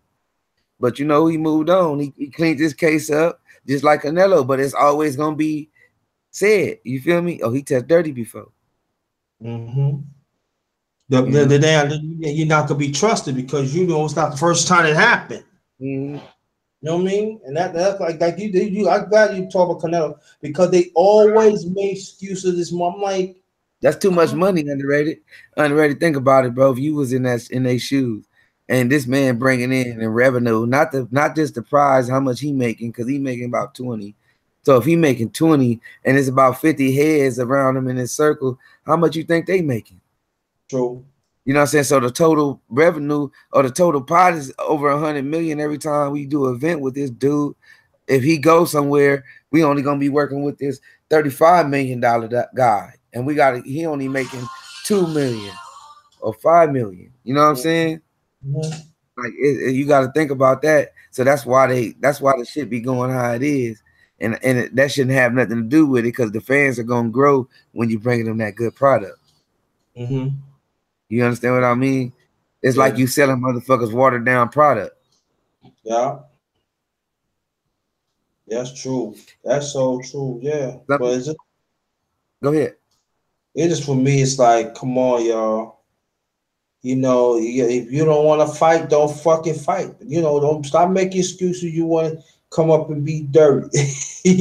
You're making excuses. But you want people to respect you, but you burnt like 3 or 4 times. That shit don't even work though. If you think about it, a lot of people that test dirty get beat up. Yeah. A lot of them get slept. But it's just the point that it show you where they hard at though. Think about it. If you need all that, you shouldn't even fight. Right. If you can't get ready in the amount of time that's allotted, you shouldn't even fight. You shouldn't even, you know what I mean, worry about fighting. Because it ain't for you. You know what I'm saying? Yeah, you shouldn't get in the ring. You know what I'm saying? Yeah. Hey, the best example I could put for anybody that's in the sports or anybody that's in any type of athletic field is that dang LeBron James. He getting better as he get older. You know what I mean? Now, if you want to relate to boxing, we have to say Mayweather. Mayweather, as he got older, he got greater. You know what I mean? He got much better. Yeah, I believe. And then yeah, I can say the same thing. I always keep on bringing Thomas Hearns too, and even Sugar Ray, they got better. Yeah, they got better. Their second fights when they lost, they came back. It's a fighter too. I'm gonna look at. I forgot his name. That he beat everybody that beat him. He beat. So every rematch he had like 2 or 3 rematches, and he beat him. So every man he got in the ring with, he beat, regardless of what his record is. If he had 4 losses, he beat all 4 of them dudes. Now that's hard, huh? Yeah, it is. That is hard. Hey, he wasn't chasing no championships. He was chasing redemption on them losses. He in the gym like, I'm gonna fuck this nigga up when I get back in the ring. Yeah, I'm gonna tear this brother down when I get back in the ring with him. That's crazy though, but that's a good sign of a champion. That's the heart of a champion. That's hard. I was listening to something. I forgot what I listened from. They were saying like back in it was actually like white fighters was avoiding like black fighters that they could have been champions, but they had to fight. They had to fight with each other because they was not permitted to go. I said, wow, that's a trip though. Hey, what you think about that though? See, we at the end of the live. What you think about LeBron? I think LeBron one of the greats. Today he just broke the record for what was it? 11 straight playoff games, leading a team in points and assists. Yeah. Congratulations to him. He deserved it. That's a good accomplishment right there, man. Yeah, that's an accomplishment. Okay, I'm gonna say it's an accomplishment. Yeah. Think about all the names in NBA history that have been to the playoffs and won championships or even lost them. All them great names that's been in the playoffs, and he passed those guys up. Yeah. No, that's a hell of a record. We talking about Bill Russell. Hey, we talking about Bill Russell with 17 championships. We talking about Michael Jordan with 6. We talking about Kobe Bryant with 5. You feel me? Yeah, but I'm gonna tell you the best winner ever is Bill Russell, because you know why? He even won a championship at elementary school, junior high school, 1956 gold medal. Then his college team is the San Francisco Dons. They won back-to-back titles.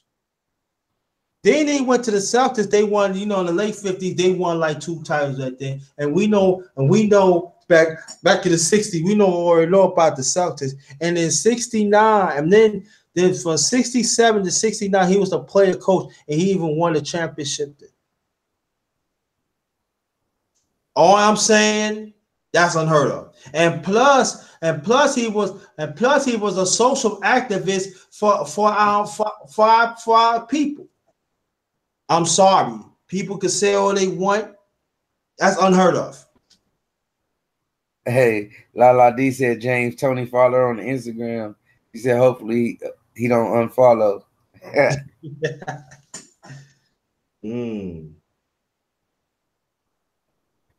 Hey, I ain't even got James Tony on my Instagram. I'm about to see what he up to though. He be talking crazy. I'm about to follow him. He still be talking crazy to this day with his old butt. Yeah. Hey, I got Shannon the Cannon on my Instagram. He be going live a lot. Word? Yeah, he do. Go look him up. Shannon the Cannon, he go live a lot. Shannon. Let me see, Shannon. Shannon Briggs. Oh, I think I can. No. Let me check. Shannon. Okay. I think I see Shannon. No.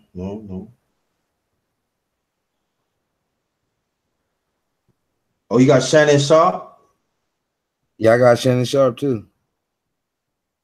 But Shannon Briggs though, Shannon Briggs it's gonna say when you put his name, type his name in, it's gonna say Shannon the Cannon or something like that though.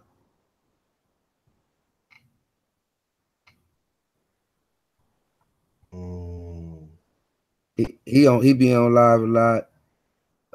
Boo Boo be on live a lot, but he don't be talking. He be clowning. Do I should put Shannon or McConnell? But I put Shannon Briggs. Yeah, put Shannon Briggs.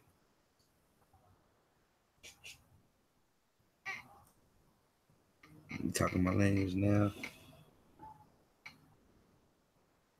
Hey, he got 2 pages, huh, Lala D? I see. Huh? That's all I follow is boxers. I follow Because boxers. I see Shannon because he got Shannon Briggs fans. Watch this. Oh, who live right now? I don't know who this is. The fuck? I'm about to unfollow that. A weak ass lives coming up.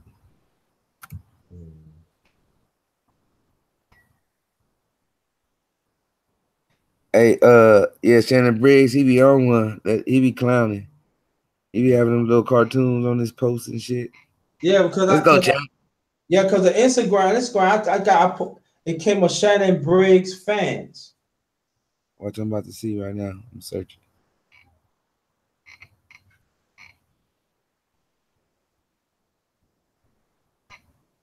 No, it's called his is Cannon_Briggs.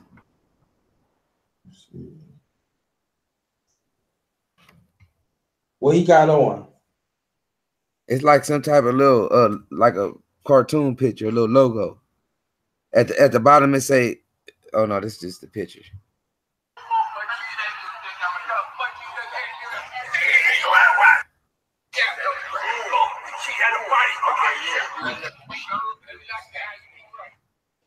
You said it's a cartoon? No. Like it's a picture. Let me show you what the picture is. It's like a cartoon animated picture of him. It's a champ on the picture. Champ? No, let's see. Let's go, champ. Just put it CANNON Briggs. You don't even have to put in the underscore. No, I that's what I typed, Shannon Briggs. Yeah, and then look, you don't see the cannon. You don't see cannon right there. The picture is like blue, red, and yellow. It says Cannon Briggs 1? Yeah, if it say Cannon Briggs, just hit that one. No. Oh, it says this says hashtag let's go champ. Yep. It says no post 15 files 31. I don't think that's it. No, that's not the one. That's not the one, no. He got 7,400 following him.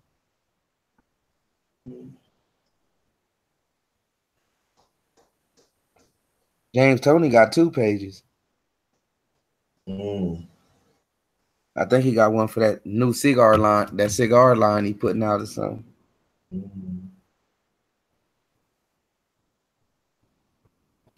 It says let's go champ video, Shannon Briggs, fan page.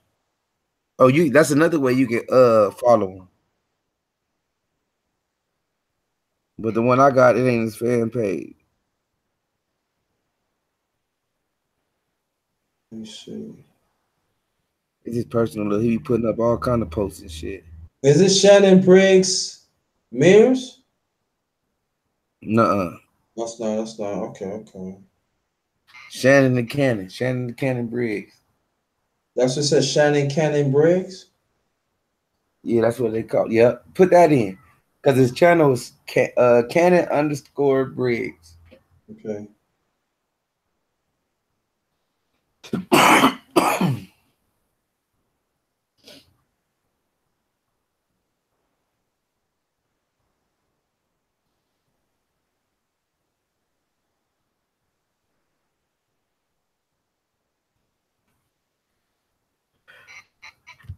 Okay. Yeah, that Boo Boo be going live a lot, bro. Boo Boo be on there a lot. If you look him up too on Instagram, he be on live. Mayweather Promotions, they be putting up a lot of shit. Let me see. Cannon. Let me see. It says Cannon. It says Cannon under the Briggs. Yeah, underscore like that little line. Yeah. Yeah. You say it's a cartoon? Not the picture is like a cartoon looking picture. Yeah. What's the colors? You said what's the what colors? Yellow. He got boxing gloves and shit on. It's a little picture of like some. Yeah. So the boxing gloves is red. Yep. Okay, I think I got it.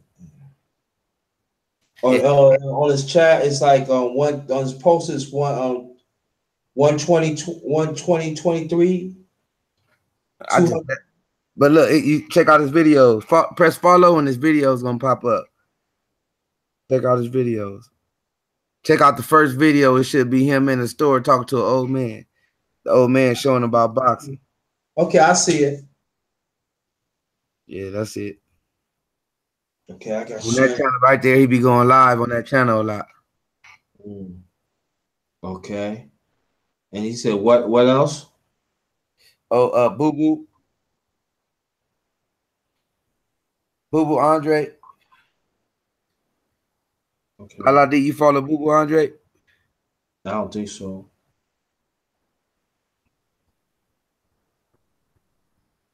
She said she followed James Tony. Oh. That's all I got on my Instagram is boxers. A few people that follow, like people that follow me, a lot of them be having advertising like this food. Man, they be having some bomb food on these motherfuckers too, man. It be chefs though putting their food up. Yeah. You said, all right, which James Tony you got?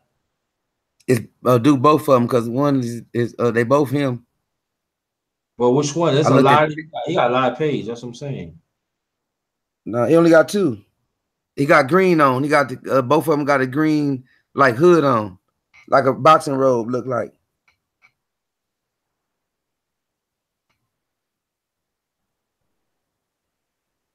See, some people be making them fake ass pages be other people, but I went and looked at his pictures first, and I saw his cigar line. See, the first hood I see is the real James Tony, right? Then we got on a green hood, robe. Yeah, that one, and the other one it got a green robe too. Okay. One is his business probably, and one is his personal. And then the other one is James Lights Out. Yep. That's it. Yeah, I believe so. Look, just follow because you can always unfollow. Follow that. That's the first one is right. If he got a green, they both got green, the same outfits on the picture. Oh, it says James Lights Out Tony Cartel. It's an official clothing cartel by Legendary Boxing.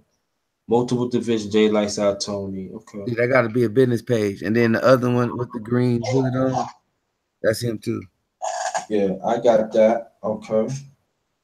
Hey, when you go look for people like pages, go look at their pictures first because some people be impostering. Yeah, that's true. You know, I got the IG to advertise what I be doing, which is my Marlo's Corner.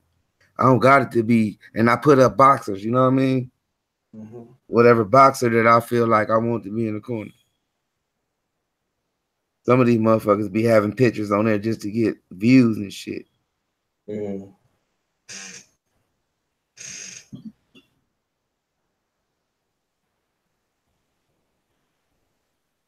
Hey, did you check out my video while you on Instagram? The Shakur Stevenson and the Earl Spence. Okay. Let's see. Oh, and Eddie Hearn went on there, but you saw that, I think.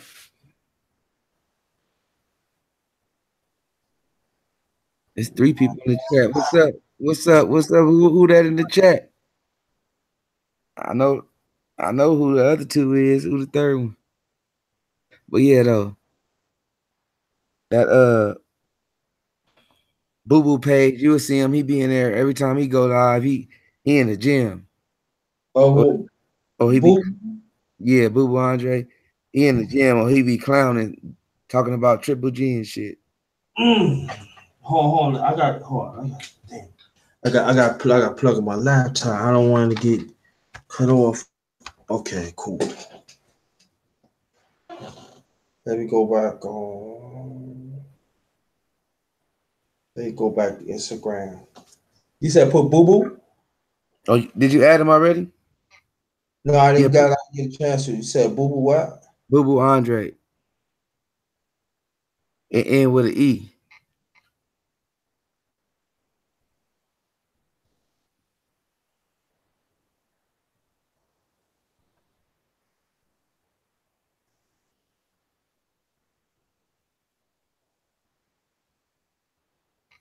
That's his name, Boo Boo Andre?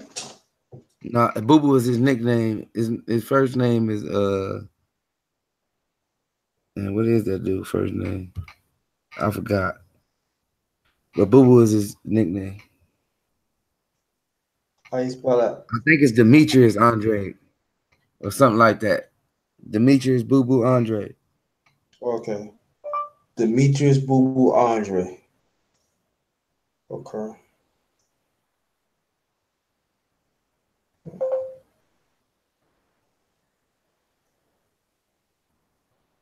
Triple G got DeRozan on Instagram already. Somebody put him up.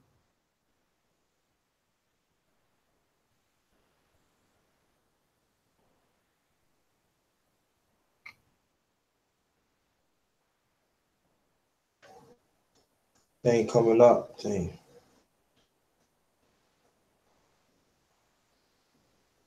Hey, you could just say Boo Boo Andre. Okay.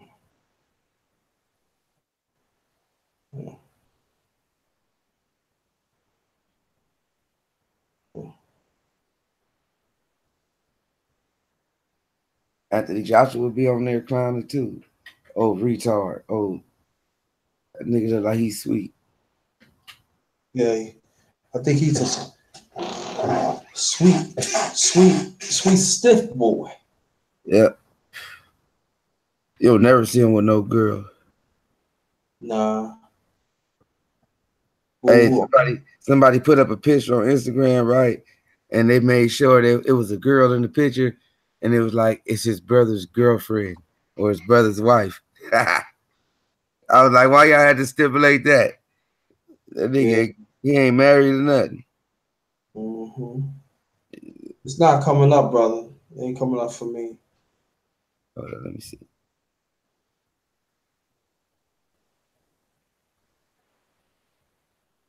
I got Andre Wilder too. And Spence. Spence went live during this press conference. Huh? Yeah, it's Boo Boo. I just put BOOBOOANDRADE.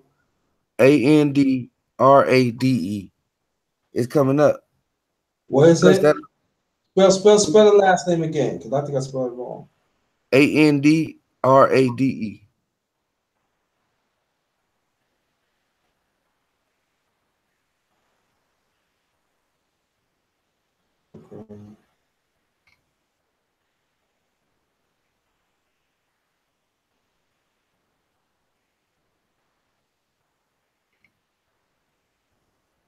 It's ANDRANDE. No. Just RADE. ANDRADE. Okay.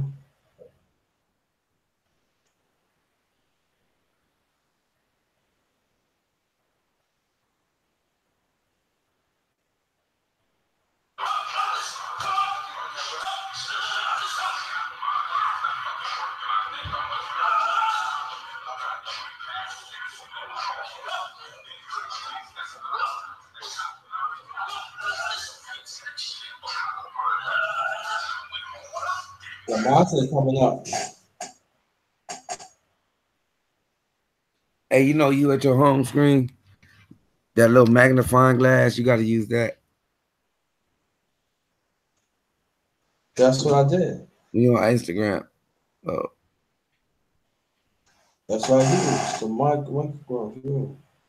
I don't know why that shit ain't popping up. That shit's trip. Hey, but yeah, let's close this out, man. I want to thank everybody for coming through. Another banger. MARLO'S Corner. Yeah, no doubt. My boy Trey X, Mike BIGGZ, and of course the underrated darkness is in the house tonight.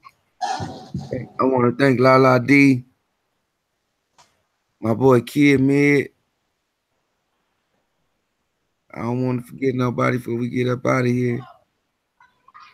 With Berto, I want to get your name right, man. Oh, he gone, but the new visitors though. Thank y'all. And we out.